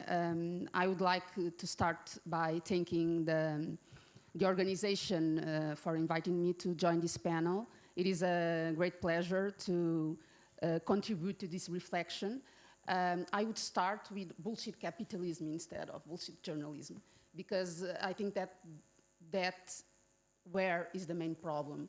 When we don't have conditions to do our work, when we don't have time to reflect on the subjects that are defining our society, or that are more important, more relevant, when we have, as Paulina said, to produce content, it's about quantity and not about quality, it's really hard to be a journalist. So yesterday, I think that it was Ivana that it was not Ivana that just talked about this idea of these business models that we have, and how we are so conditioned to just acting like just going after the social media, because I think that the main problem is that when you are being pressured all the time to produce, to forget what it takes to produce an article, a journalistic article, when you are only obeying to this frenetic velocity of social media, you are not being a journalist. So the problem, in my opinion, is that we have this capitalistic system, this capitalism that it's preventing us from doing our jobs, from even reflecting. Before we were having this discussion about, we started with this fact-checking projects, and I think that we only need these fact-checking projects because journalism, unfortunately, doesn't have the room to do what it was created to, or this mission. I don't have a problem with using this word. This mission that the journalism has is being, I don't know, overlooked, and it's. We are missing the point, I think, and of course, I think that we still have the power as journalists to say no. Before, someone just said that it's not something relevant to resign the job because we have a lot of journalists doing so. I resigned my previous position as well because I was feeling that I was not being able to do what it's important to do in this system. We are having a lot of wars, social injustices, and we don't have in our journalistic agenda a time to digest all these things that are going on, that are happening. And this is a problem, of course. We are human beings. We need time to adjust to all the changes that we are living. And I would love to see a journalism that helps us to understand what is happening instead of fueling this polarization system. Because that's how I see it today. We are only targeting the audiences instead of keeping our initial, this core mission that journalism has. There is to inform better, and to try to understand, because we as journalists, we need to understand before start publishing. And I think that today we are doing the opposite. And even this excess of commentators that we have, this is a problem because you are receiving the news and you don't have the time to think about it. You have a lot of people that are right after saying how you should think this subject, and this is also a problem in my opinion. And a lot of these people that are doing these commentaries, there are journalists as well. So I think that we should look to this, to the way we are functioning. And when I studied journalism, I had this code of ethics, and I don't know if anyone is respecting this code of ethics, but I would love to reflect on that as well, because we have rules, we have practices, and everything is being forbidden just because we have social media and we have these bosses that are pressuring us to present content.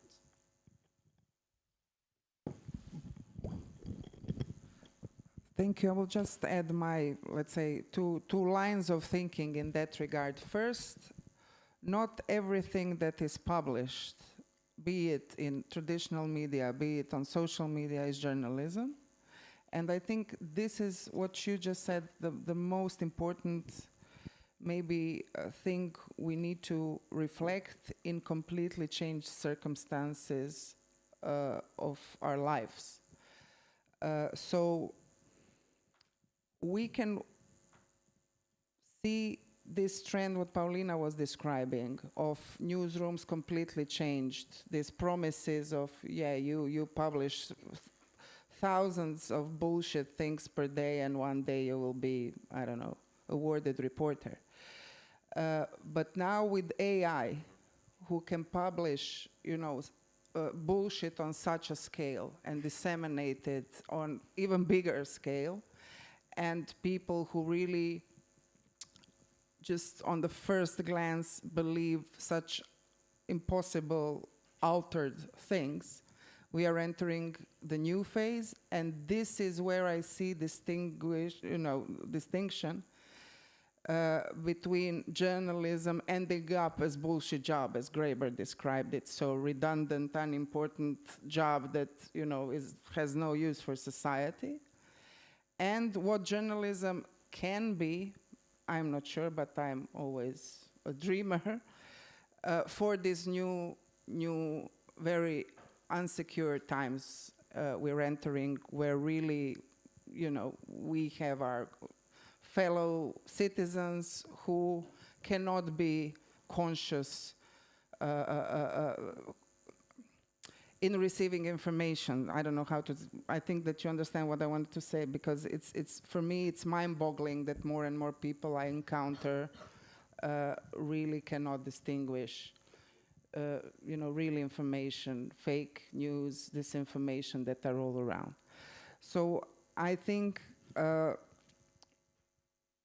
journalism needs to reclaim this ethics license to a profession, because not everyone who writes is journalist. So I think regaining the trust lies in that thing. So I will read Paula and Paulina because they are journalists, not, you know what I mean. This is my I don't know, maybe I'm completely insane, but I really do think that this is the only way we can have some sanity for our time to come in looking at informations, analyzing it, contextualizing it, because if this inflation of opinions, if this inflation of podcasts, people being editors themselves on social media, etc., is our future. So our societies will not be the societies as we knew before, and the whole things we're discussing are not relevant anymore. So I think now all of us have just dived in, jumped in into... Let me just yes. add one thing Go ahead. about journalists being rewarded. Because this here in Portugal, I don't know the name of the organization that was rewarding the journalists, but all the prizes, there was a session, and all the journalists rewarded there when they were on stage just to say whatever they wanted to say. They just underlined this condition that they were only, that it was only possible to write that article, to make that coverage, because they used their time, their free time to do it. It was impossible to do it. That's it. Yeah. Many of you, all of us, we dived in directly into the problems that the journalism is facing nowadays. But I would like us to take a step backward and to reflect on which of those problems are already maybe inherent to journalism itself, because after all, when we complain about capitalism, we still have to realize that basically journals and journalism itself is born together with capitalism. But something has been changing, right? And maybe a way to see what are the new trends that are making a historical shift in journalism, which I think more all of you somehow hinted that there are deep structural changes. Maybe a way to think about it is I would like each of you to reflect, to share with us why did you choose to go into journalism? How did you start your career? And the possibilities that you had while starting your career, maybe in a more traditional setting, before the advent of social media, some of you, I think artificial intelligence, all of you and all of us, and how that experience that you had will not be replicable for new generations. And what does that mean? What does it mean for you to be able to mentor or unable to mentor the new generations? But also the other way around. Is it also possible that the new generations who are entering journalism will have resources and possibilities that you did not have when you started? Also, in terms of artificial intelligence, is it possible, can we hope maybe, that much of this bullshit production, hyper-production will be outsourced to artificial intelligence, and there will be more space for long reads, for content reading? Or is it, on the other hand, that social media are robbing the public of the attention span needed to engage with more thoughtful content? Yes. I start from my history and the moment today. So I was an enthusiast of the worst kind. This is the term which was used by Polish journalist Aleksandra Boczkowska. I read a lot. I always contested the existing reality, and also wrote in school newspapers, student newspapers, and then I took up cultural journalism. My first serious job was in Polish Newsweek. This was commercial media, and of course I gained there a lot of experience, but I didn't have a mentor. And I think that people like this doesn't exist in Polish media. I really didn't meet someone like this, and my colleagues are also talking about that they don't need to. Okay, maybe they contesting the authorities, but they need mentors. So this is the big problem, I think, in Polish media. And what I can add, I entered the job market at the time of the greatest, I would say, garbageification. You know, the full-time jobs were replaced, but by contracts which are, you know, unstable, and this was jobs. There was jobs in which you can't have workers' loss, and I think that. I don't know the media in their golden era, like in television or, you know, what magazines. Was the golden era in Poland, for example? Because I always work for the internet, and I don't know how to do this great journalism. So. This is the main problem, but also I would like to say that I really hope that I will find another path of my career, because I am tired, frustrated, and a lot of discussions like that, we are talking about independency, you know, democracy and other things, but we don't talk about labor's law, about working laws, and this is the big problem for me. And, you know, we can discuss it a lot of days, but, you know, I had a panic attack yesterday in my work, and I don't know how I will pay for my psychiatrist. So this is the problem. This is the big problem for a lot of young, and not only young people, people who are working in this profession for 20, 30 years. So, okay, maybe I will finish, because maybe I would like to talk about how we can unionize, and I am very interested in how it looks like in other countries, because in Poland we don't have particular data, but 10% of all of professions are unionized, so it's it's few. So I am interested how it does look like in Portugal or Croatia, because I think that solidarity of workers is most important, and also we have to stop thinking about journalism like it is a mission. It's not a mission, it's a job, and we have to be treated well and well paid, and this is most important. Then we can do very good media and other things, and maybe treat it like mission. But for the first, I will finish. Thank you.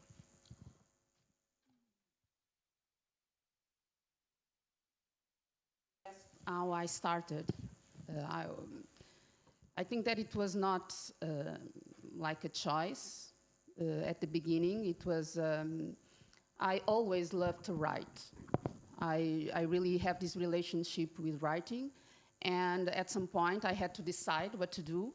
After, I wanted to be a lawyer to begin with, but I discovered at some point that it was impossible to pursue this dream because I was misguided during my process as a student. So I needed to lose a year to try again this path, and I decided not to go there, to continue. And continuing just gave me a few options. I have, it was about references as well. I have a relative that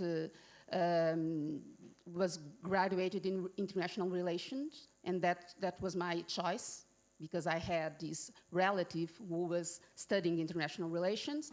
And after, I saw a black man presenting news on TV, which was something that was spectacular in Portugal back then.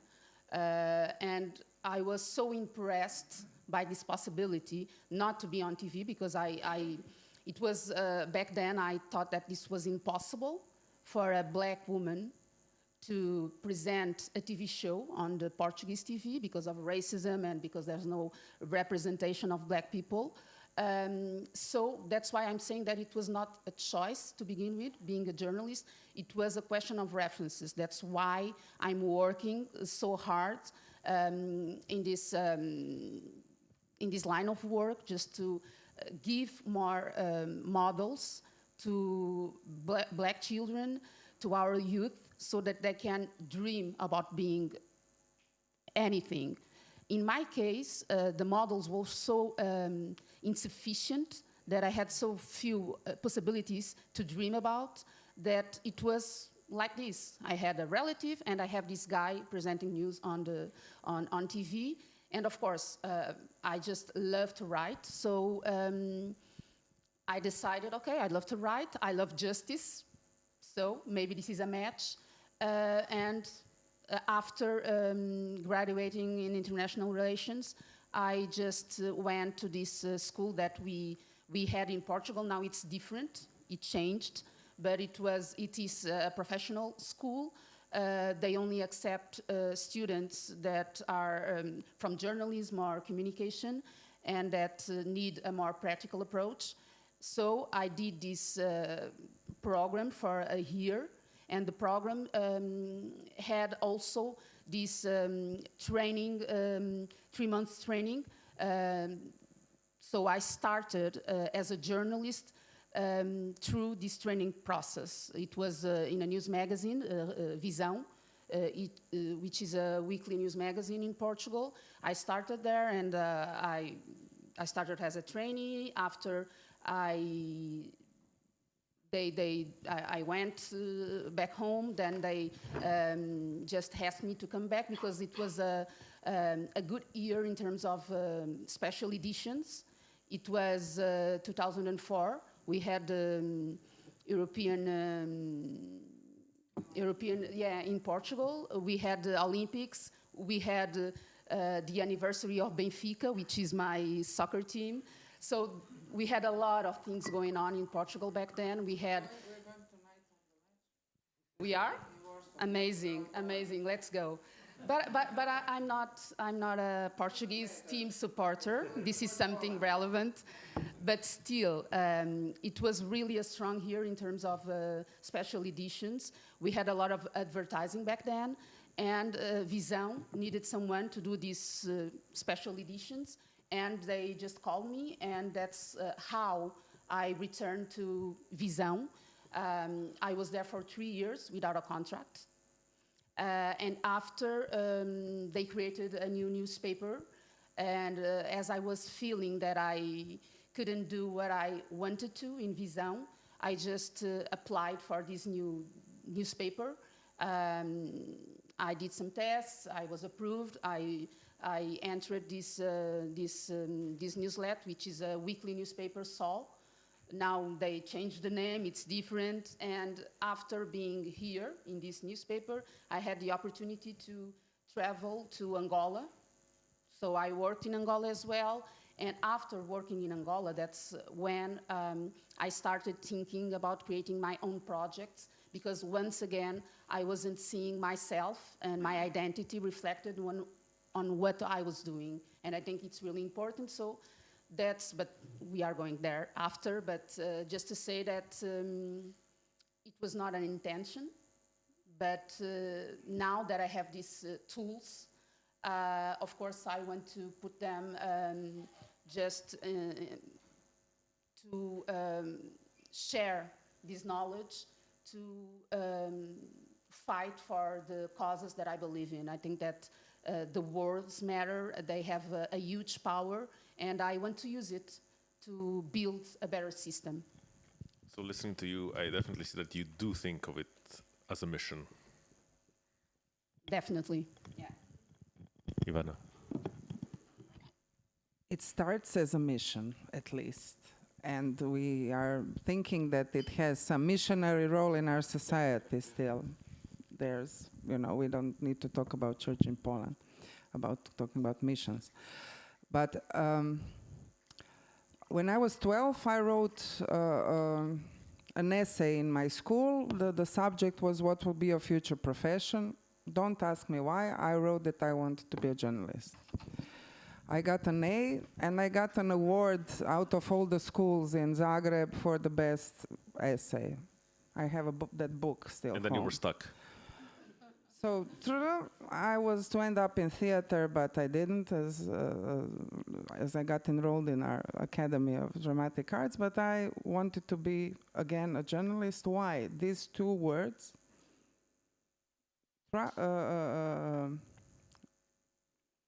truth and, what did you say? Justice. Interesting, truth and justice. So my first job after journalism school was at the first private TV station after the war in Croatia. So just finished journalism school. I was staying for 14 hours there. I was paid nothing or peanuts because I wanted to learn. And there was a mentor, older journalist, my editor at that time, who was great, and I thank him for, this basis in TV journalism, because I always wanted to write. Became TV journalist, worked as a TV journalist for 27 years. Now I'm back to writing because the toll of the life, not just profession, what Paulina said, brought me to the diagnosis of cancer. So to go back to the distinction between job and mission, I completely agree that in today's time it's job because of the situation we're all in, that we are cracking like popcorns, that we are not attracting new talent because we don't have anything to attract them with. This, today's influencers world is much more lucrative, because when I heard the other day that an influencer, 22-year-old, earns for a story on Instagram, which lasts for 24 hours, my 6-month paycheck. I don't look like a 22-year-old girl, but I can talk, so maybe I got some calls from some younger generation people because I did a series about youth voters and youth in Europe in general. I think it's important. I can resend you my essay that I wrote for IVM in Vienna and a series piece in English, because I really do think it's important at least to talk to new generations, because they're so different than us and the models are different than us. And I'm wondering, because Paulina asked me about the situation in Croatia. For example, private televisions, none of them has, we founded now the trade union as the first one, but it's a long fight, and I do believe in solidarity, but I got disappointed so many times that I don't know if I can, still believe in it, in this generational change that is coming. And talking about, mentorship and What can we do in the future? Of course, education system is the primary thing, but how will you, train the trainers, teach the teachers? Who will be the ones? We need to change the system and kind of make a common front, the generations that are coming and us. 2 examples. One example, when we founded our TV station, we are CNN affiliate, this terrible CNN, affiliate for the former Yugoslavia, let's call it, Slovenia, Croatia, Bosnia and Herzegovina, and Serbia. We had a call for young journalists. I was in this selection committee, and there was one young journalist, straight A's at the faculty, fantastic, skill-based. She shoots, edits, does everything by herself. It was spring 2015. The news of the day was that Lebanese prime minister at that time came to Brussels to beg Federica Mogherini, at that time European foreign and security boss, for help and money because Lebanon will not survive 1 Syrian to 1 Lebanese. It's cracking as a state. Spring 2015, 3 weeks before Mogherini, Avramopoulos, and Juncker announced this first migration package, yeah? And I gave her as a practice to write 30-second news because we're TV. So I gave her all day. And she was struggling for 8 hours, the whole working day. And then I asked her, okay, but what, I don't understand, it's really plain. This is the news, you know what's going on in Syria. And then we came to the core issue. I was drawing her the map of the little region of the world called Middle East on the paper, because they taught her at the journalism school how to shoot and edits and stuff, but they didn't teach her geography. So the first thing I ask, for example, now my students, when we talk about Middle East, West Bank of what? Shock. What? West Bank of what? West Bank of what? Mediterranean? No, it's the opposite. You look at the map, concentrate, so it will be the East Bank of Mediterranean. So these are the things maybe that we can offer. And they can offer us, because I learned in this project with young people all around Europe, I've learned so much. And looking at the thing you are dealing with, inequality in Europe, you had the youngest parts of Europe are urban centers of France and Belgium. The oldest parts of Europe is Eastern Germany. So you see how it spills over to politics, to everything that we're experiencing. We need to bring in kids that are not best pupils in the class. We need to have this communal journalism. We need to engage down there. But again, the problem is how we are going to have our lunch on the table. I'm concerning the female journalists in Croatia, I have the biggest number of awards. It doesn't mean nothing. It doesn't mean nothing. I don't have, okay, I can be invited to speak, whatever, but in terms of, my material security, it means zero, these awards, in my society, called Croatia, member of EU and NATO, fantastic. So these are the things that we need to think about. And those who are still there, those foundations, I don't know, you are the guys who work in this kind of, we are cable news network, so we operate in another economic model, which is not that beautiful, but still, it's better than this precariat that is, completely on the lowest of the low that we see in the world.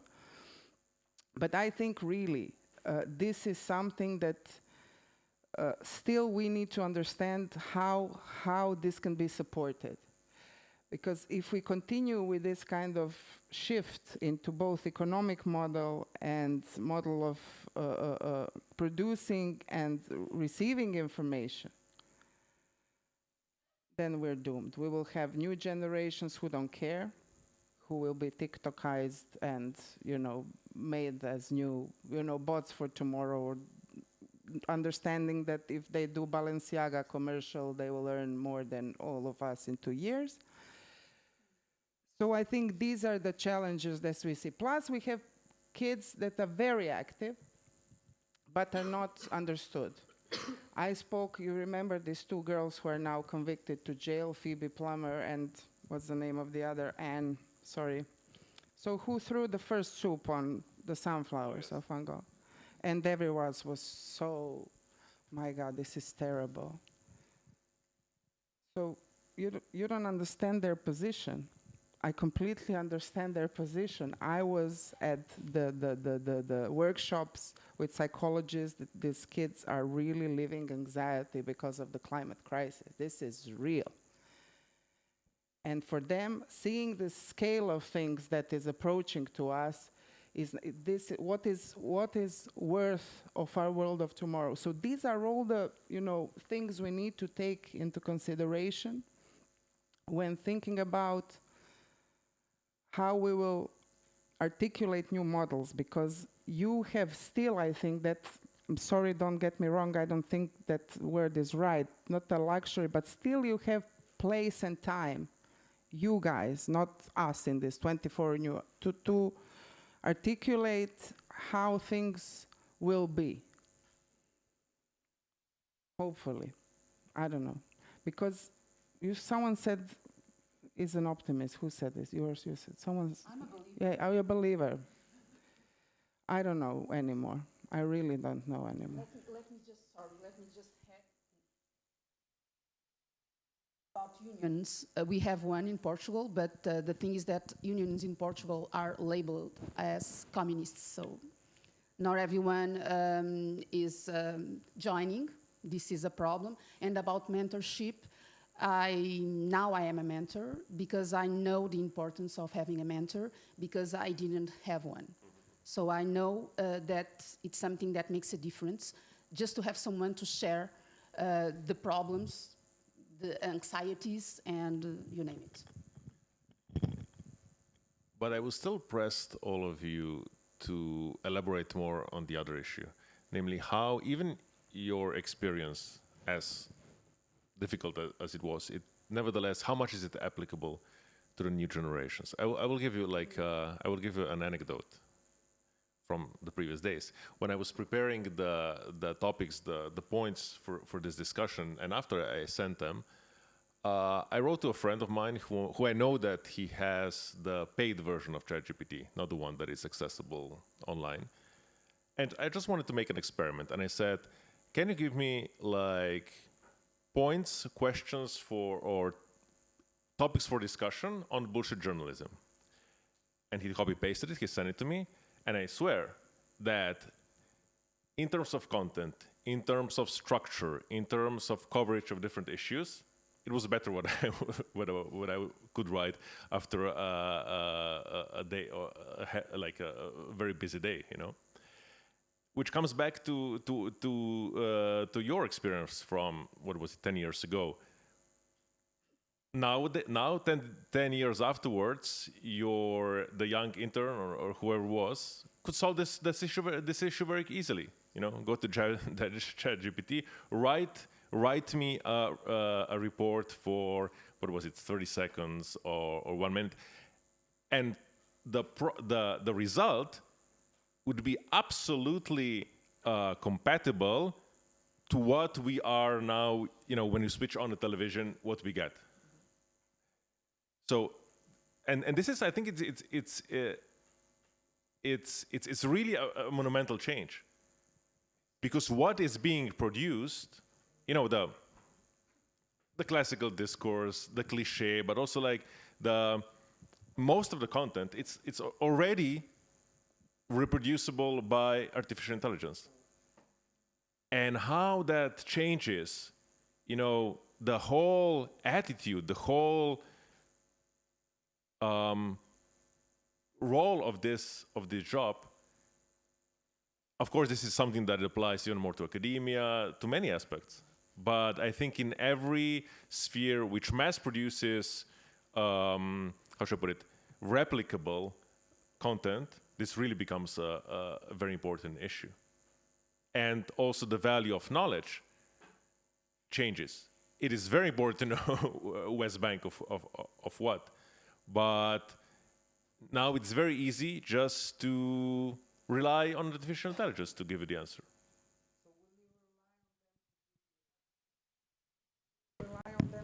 The way forward? No, I would not rely, but I'm just, I'm just Maybe asking to this reflect creative on. aspect can be released easier because you kind of control it. But I'm not an expert on AI, just monitoring. No, I'm fascinated and scared about the new developments. Absolutely. To be honest, on this information scale, it is unbelievable because every day it's like we have this measurement tool because I'm part of this European Digital Media Observatory, which is pan-European project on fighting disinformation.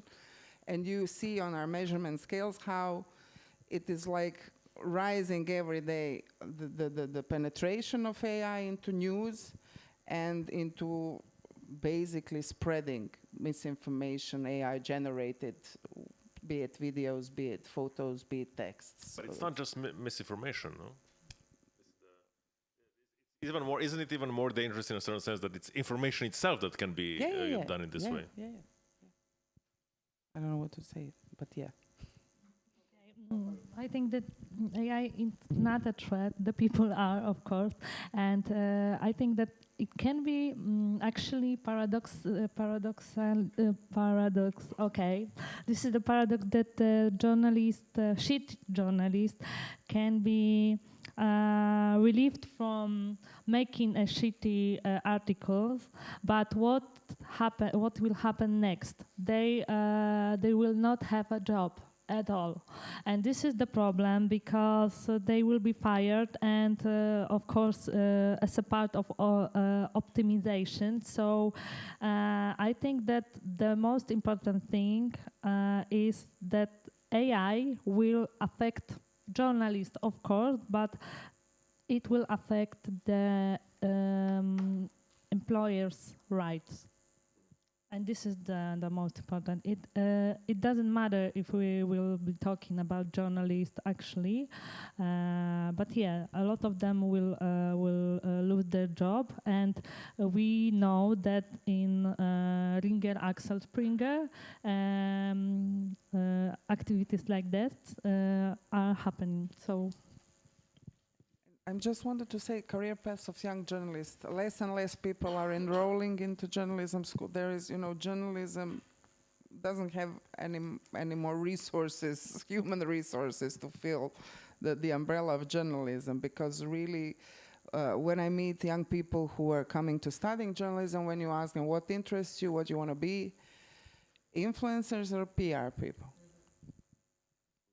I think this is the problem. As Europe is getting old, we are not having people who want to be in this profession. So maybe it will just die off or re-articulate itself.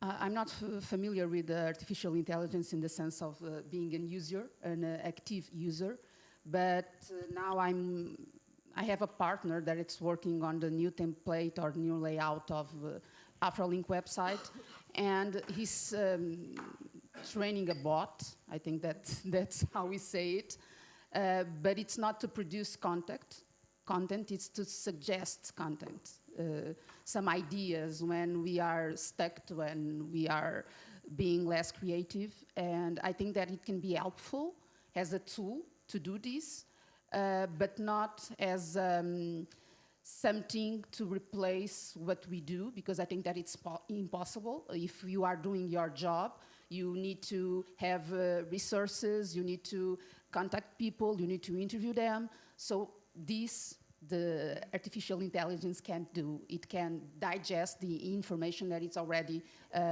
available, and of course, it's helpful to have someone to give you the resume, instead of reading, I don't know how many pages. But of course, when it comes to fact-checking, you have to use it with moderation, with cautious, I think. I think we should give soon the microphone to our audience for questions, but I would like to have another just last question, because it's something close to my heart. In this panel and before and throughout these 2 days, when we were talking about the crisis of journalism, hyperproduction of content, bullshit journalism, clickbait, every form of degradation, almost at every panel, and this one included, one of the topics of, let's say, a culprit or kind of a very popular target was opinion journalism. And I have been working in opinion journalism for more than 10 years, and I like it. And it's, in a way, in a certain sense, I would like to spend some sort of, I would like to reflect on the role of opinion journalism nowadays, because of course we all know the negative part. You know? We all know the obnoxious commentator, the Tucker Carlson person who produces opinions that you should have, who does not fact check anything, and who is very much also embedded, and it's much more, and who is much more actually attuned to this new world of clickbait content, of dissemination through social media, especially Twitter/X, etc. However, don't you think that we should say something good about opinion journalism? So don't you think that in this world in which discourse has become reproducible on an industrial level in the way that we have not seen before, and I'm again referring to artificial intelligence broadly speaking, that the art of cultivating a well-informed opinion, it's actually something worth preserving, and that it actually is an aspect of journalism that as much as we might hate its toxic aspects, can actually be a part not of also the problem but also the solution. You can also say no, you don't need to say yes.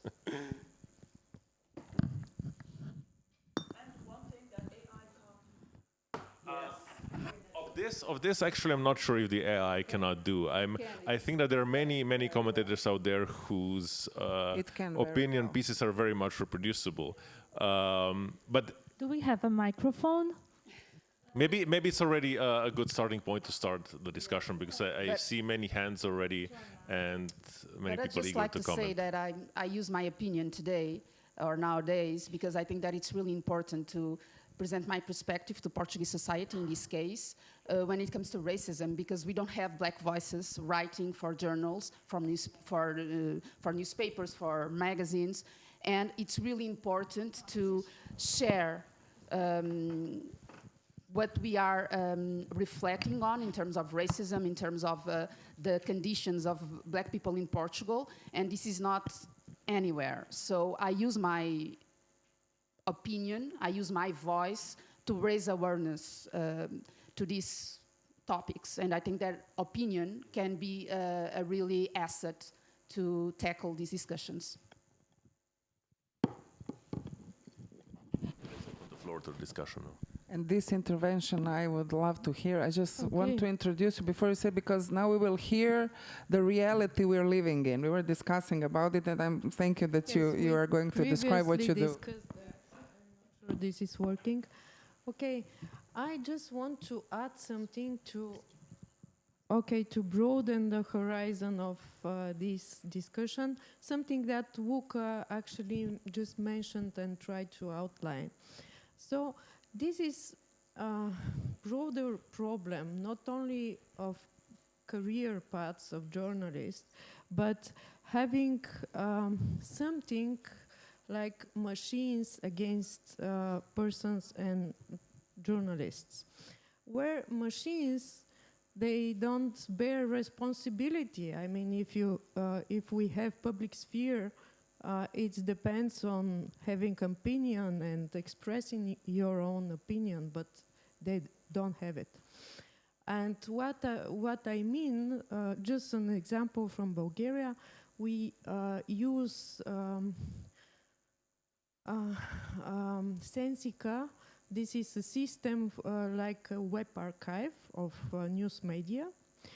And in Bulgaria, in the last 2 years, 2/3 of the online media and production coming from online media is just coming from machines. I mean, bots, mushroom websites, etc., which you don't have even editors kind of claiming that I am responsible for that content. So we are having really a new situation, and if we don't drag ourselves as Baron Munchausen from the lake, I think we're going deeper in the lake. So that's for me. I would suggest that maybe we collect like 3 comments or questions and then we try to. So Odin maybe was first and then. Yeah, here's another voice of despair, but maybe for a different reason. John Keane said something yesterday, before, after, or during he was criticizing the journalism being produced. He said, "But I'm not talking about the kind of journalism you are producing." And I came to think of that when I was listening to you, because I really can't recognize myself in the contemporary situation that you are describing. We're all sitting here producing substantial quality journalism. Maybe it's not journalism, maybe it's the other journalism, not the corporate journalism, but the countercultural or the substantial journalism. I don't know what to call it, and I never even thought about it that way before this conference. That the mainstream journalism, or whatever is being described here, is so devoid of interest and inspiration and ideas. I didn't know it was that bad, but we are, our situation, what we do here on our level is something else completely. Yeah, that was the voice of desperation.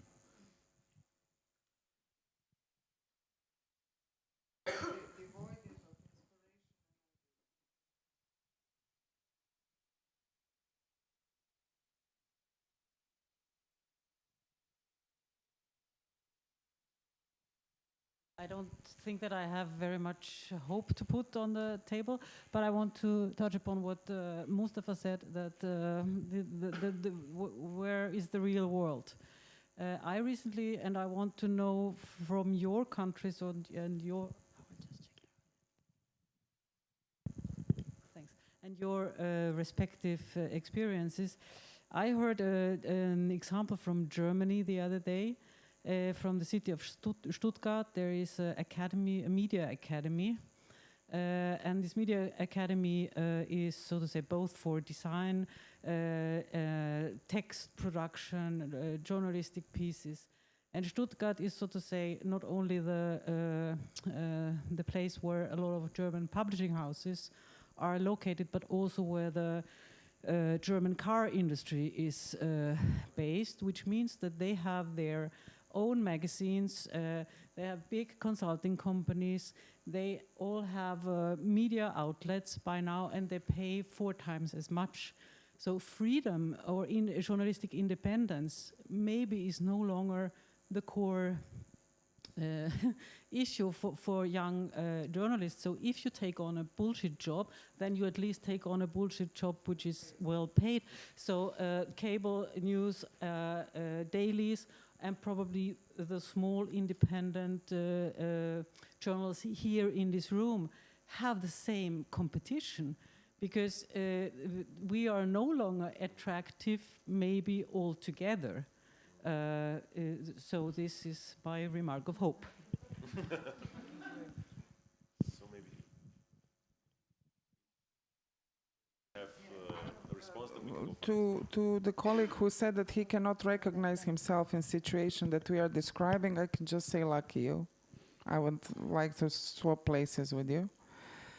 If I understood you right, yeah? That you feel that what you're doing will survive at the end. Maybe in our lifetime, maybe we will survive with it, but the generation after us they will need to think of. And talking about this, I think that we come again in the discussion of what is public good, and if journalism is public good, especially in Europe, especially on the continent, which has something that is so specific and which was described by the colleague from Bratislava, which is crucial, and that all of our countries have something that is called public television, which is always first under attack, but which still penetrates every household in Europe. And it has huge power if it would be, I don't know, regulated, articulated, claimed by the public to be what it is, to have this ethics and professionalism and protection of, stupid thing I will say again, European values, whatever, this common ground that we're all fighting. But unfortunately, as politics has changed, as the definition of what public good has changed. Culture wars, or you call it how you want. This is the problem. With the words changed the meaning, or the meaning changed within the concepts, because they were reclaimed by the new articulation of this populist / right-wing politics. And this is our common, I think, fight in Europe, with, of course, working conditions, our status or whatever. But I think this is the opportunity and the risk and the need. And this is why what you're all doing is important, to go back to affirm what you said. And it's very needed. But how it will be, how to say, spreaded deeper and more far in Europe, I think that is the biggest problem. Because what you were describing, I was yesterday half an hour on your session, this is fascinating. I would like to work with all of you because this is really wow. But can it be in the curricula in schools? Can it be, how can it be more into our societies as understanding of what is important? And I think this is something that we all have a space and time to think of until it's too late, because this will continue. AI world is, I spoke to the robot this morning in the Copernicus Center. I asked him, does he speak English? He said yes. And then I asked him, what does he think about Elon Musk? He was keeping his mouth shut and looking at me like this, like for 2 minutes. So yeah. The machines haven't even a worse opinion of Elon Musk. No opinion, just, no opinion.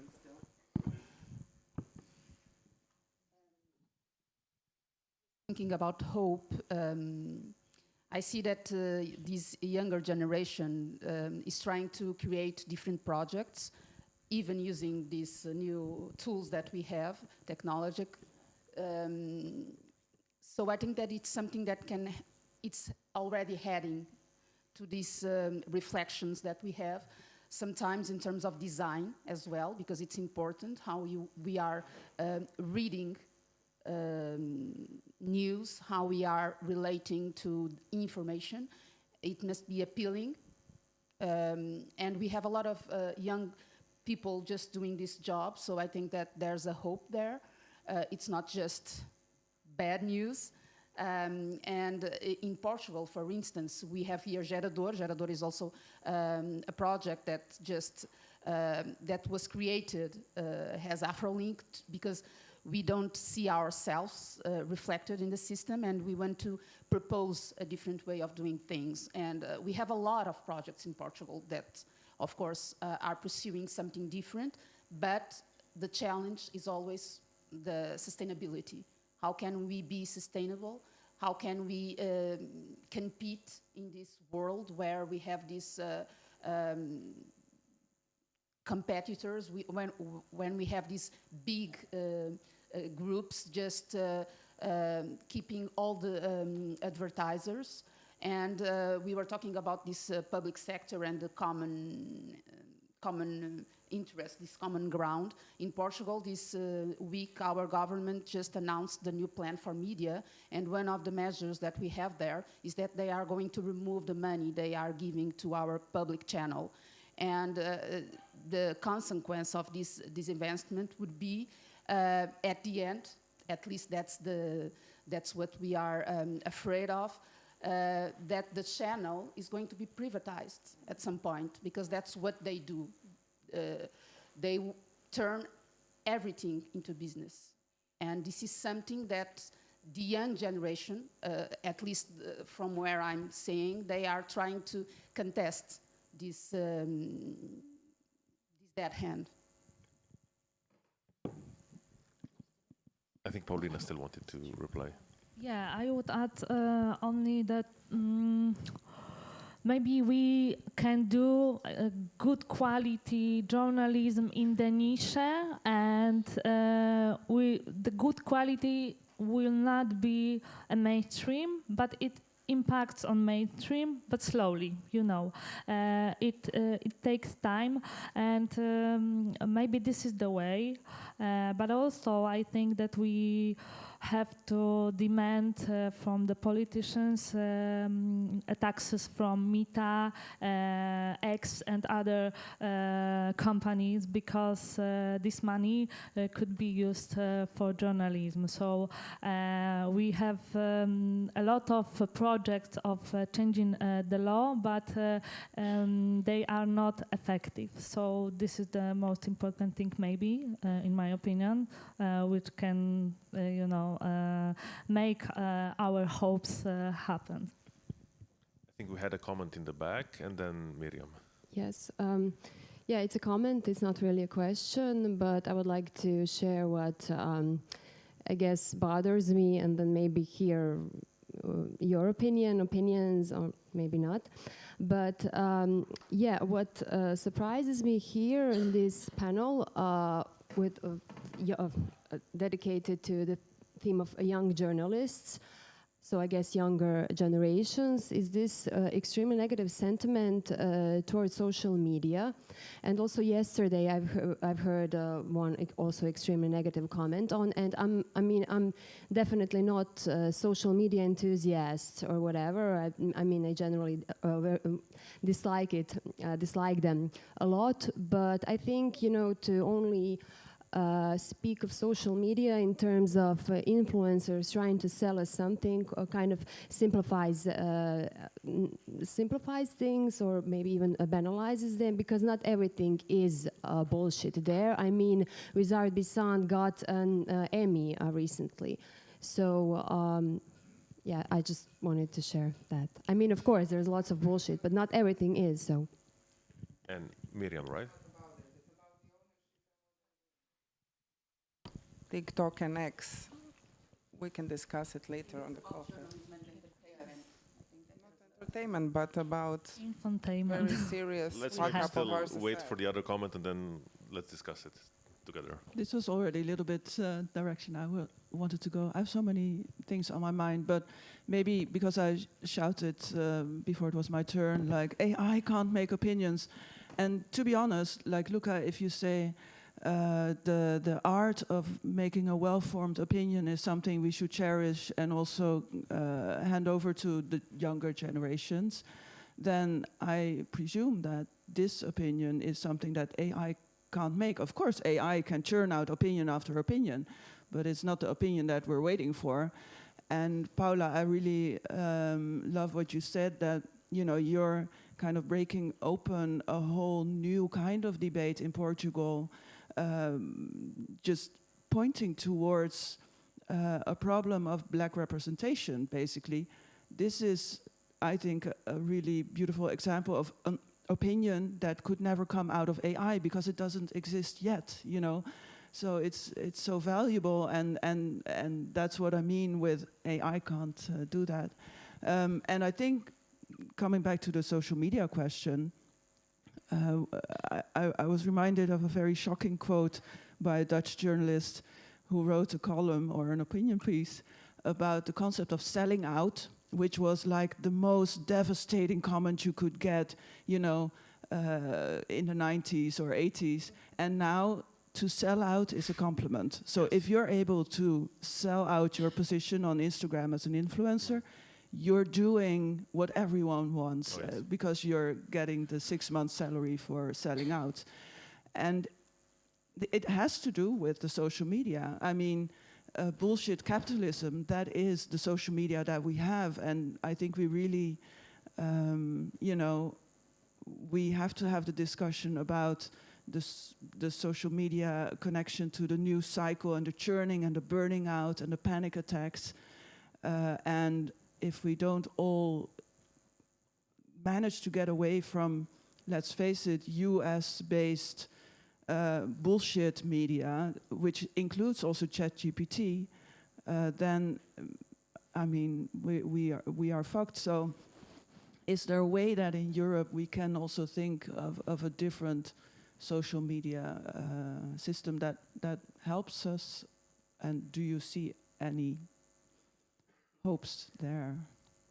So if I may first, so there was like for a while before the advent of this new generation of artificial intelligence, I will always have sarcastic jokes of some of the political writers. I would say they would not pass the Turing test. And now I think some of them really wouldn't. I think that many commentators write texts that are really easily reproducible and predictable by artificial intelligence. And maybe it's like, I think that as long as I feel that I can outsmart artificial intelligence, I still think that I have a role in this niche. And for sure, there are many opinions in which artificial intelligence can know already what I will write. But at least there, then I say, okay, then I can. The difference that I can make it, I can phrase it in an unusual way. I can make unusual, but still unusual connections. But still, and this is the other dangers in a certain sense, that you said something very, very important here, that artificial intelligence cannot predict novelty. Because in the way that it's done, it basically reproduces what it already finds. And so it reproduces, well, okay, yes, it's not entirely true, yes. But let's say that the aspect of novelty, the possibility of new beginnings, as Hannah Arendt said, this is still something that we can still claim as something more human, right? But I think it also has a danger that since many of the things will be, and I think this is the trend we're going towards, are going to be made by artificial intelligence, then that we might shift towards a culture that cherishes provocation, novelty, the unusual, the unexpected more than it's necessary. Because what artificial intelligence definitely does not have, it's responsibility and accountability. And I think this aspect is something that we absolutely still can provide. Yes, they would not pass the Turing test, yes. Yeah.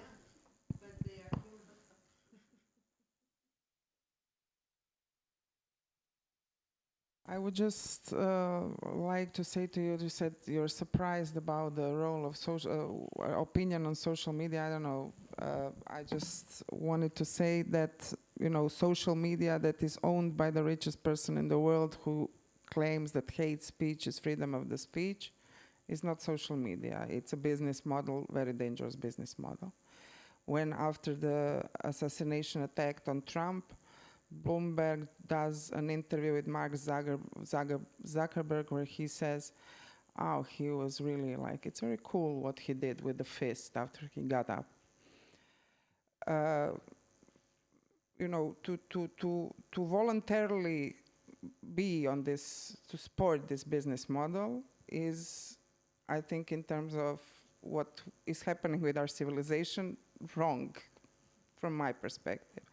But I am a social media influencer. You can follow me on Instagram, watch my stories, and you can watch my series on YouTube. Thank you. I just like to add that the problem is not the existence, in my opinion, of social media. The problem is when journalism is forgetting its role, its mission, to just try to follow the trends that are on social media, and this is a problem.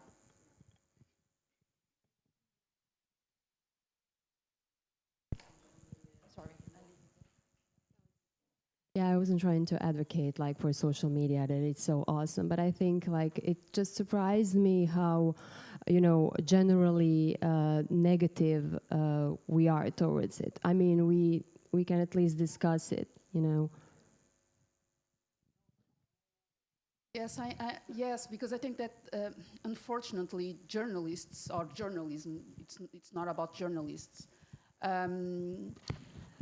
We're just letting social media dominate our daily routine. This is a problem, of course. And in Portugal, I don't know how it happened worldwide, but in Portugal, we had this transformation when I'm going to give this example. I am the journalist, I am writing an article, and then someone from marketing is going to publish on social media. And this is a problem, of course, because you have a lot of disattachment between what I wrote and the title that the person is going to use, and how it's going to advertise the text that I wrote. And this is... Yes, this is really messy, and that's where I see that the problem is. It's not with the existence of social media. Even if I disagree, if I agree with what you said before, that we have these rich persons just dominating this area, but that's it. The problem is when journalism is not doing its job just to obey to these trends. I think we should collect the last round of questions and comments. We had 1, 2. Well, I have a question. It's more like a parenthesis. Actually, it's thank you for a good panel, but I have a question for the audience. It's not, none of you could answer this question. It's about the what's it said on the what's it all about? It's cultural journals and journalism. The relation between these two words. Because I represent a kind of journal that is kind of maybe the worst career path ever for young journalists. It's these kind of literary, philosophical, experimental journals where you hardly ever get paid at all. So the relation between mission and job is out there. But I was wondering about all the people in this room, the representative of cultural journals. Who is identifying as a journalist? That's my question. So hands up.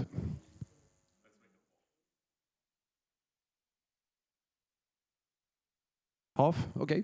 Thank you.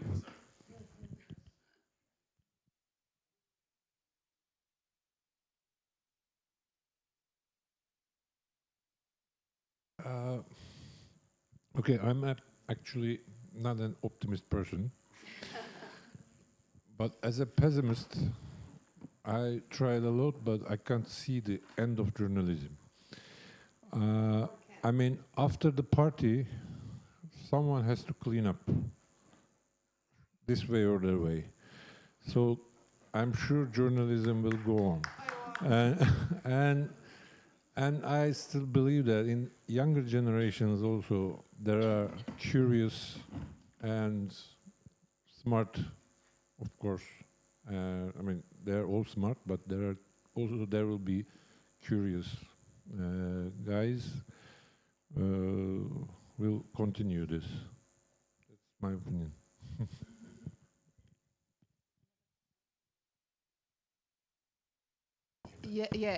About being a journalist or not being a journalist, how we introduce ourselves.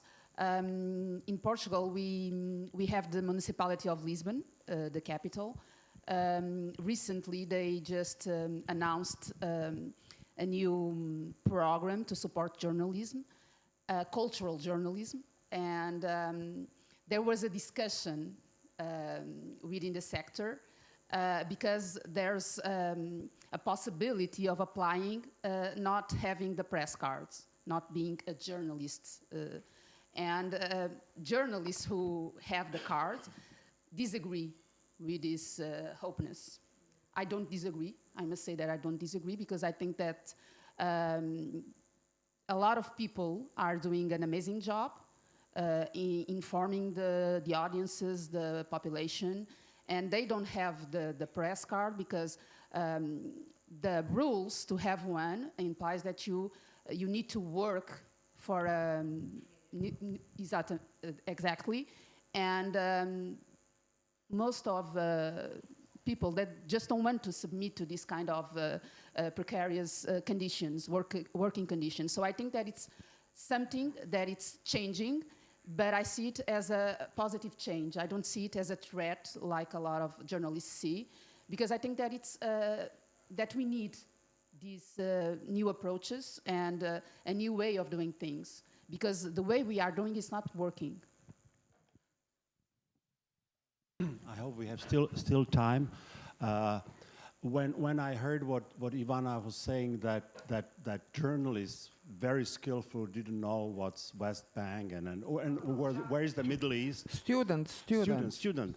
And exactly, the education is totally crucial. And I mentioned yesterday that I published a whole issue on crisis of university education in Europe, not in Slovakia, not in Central Europe, in post-communist countries, but in general, because the bachelor students, those 18-year-olds coming from high school, they are forced to narrow their choice to a very narrow discipline.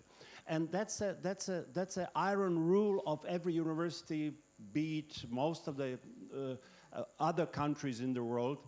And this is the problem, that 18-year-old is not only has to narrow his or her choice, but then they are stuck in that. And if they are in PhD, so then they are so narrow-minded in that field, perhaps brilliant, perhaps very good, but they have no knowledge of geography, no knowledge of philosophy if they don't study that. And hence, they are not able to distinguish the bullshit and the solid media. And I can tell you, and I run a liberal arts college, almost every of our graduates could become a journalist in a couple of months, because they know how to write, they know how to speak, they can do their research, they write every week at 3 or 4 classes, so they have that skill. They know what the West Bank is? And they know their geography and many other things. And that's the key problem.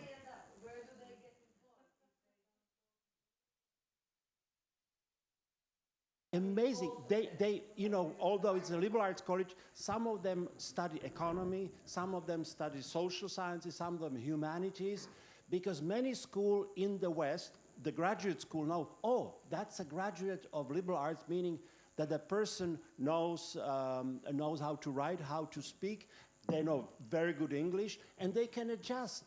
They even go to the programs that I wouldn't expect. They don't even have a minor from that, because they can catch up quickly. And that's the flexibility. That's the education for the future, because with the AI, I mean, we are all paralyzed. But at some point, you wouldn't even be able to what question you put to the AI. And that's the key thing, And sure, you can use AI when you have a knowledge. If you don't have a knowledge, how much time you can use it for whatever you want to do. So education is as crucial for journalism as it is for anything else. I just wanted to make some propaganda for education. Thank you. Yes.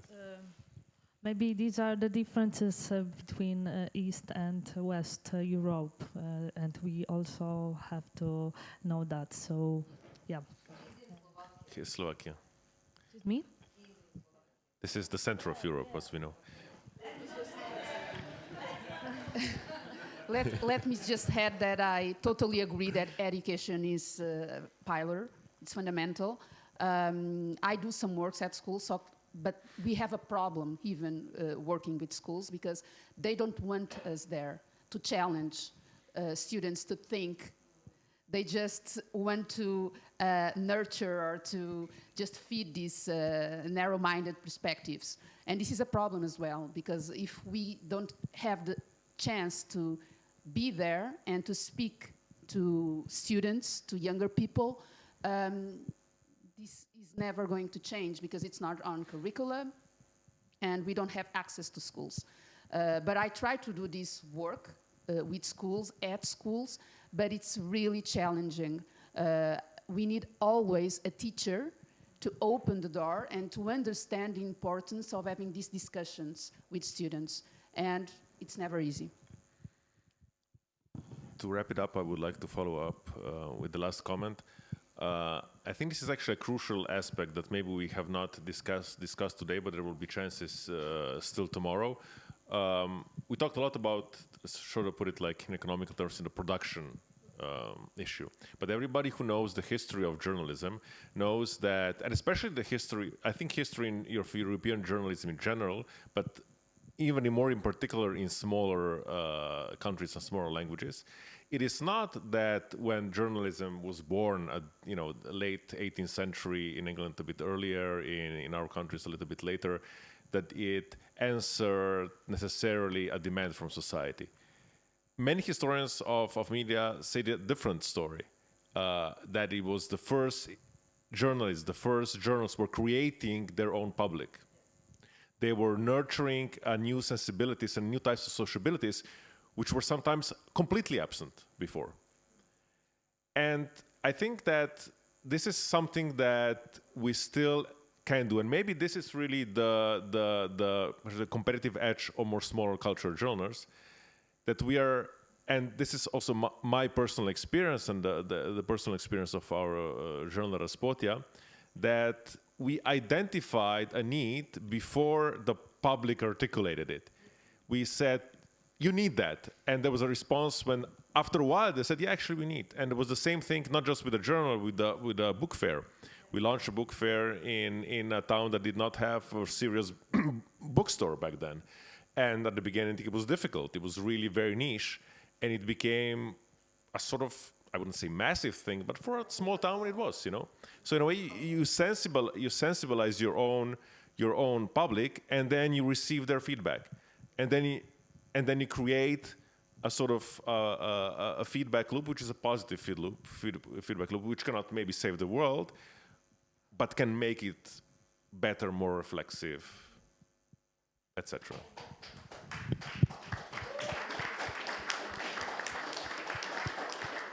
So on this semi-positive note, this is the most optimistic I can be. I think we can wrap up this panel, and I think we have dinner at, well, sometime, 6:30, and I hope to see you in big numbers tomorrow as well. Thank you very much for my panelists for the amazing discussion.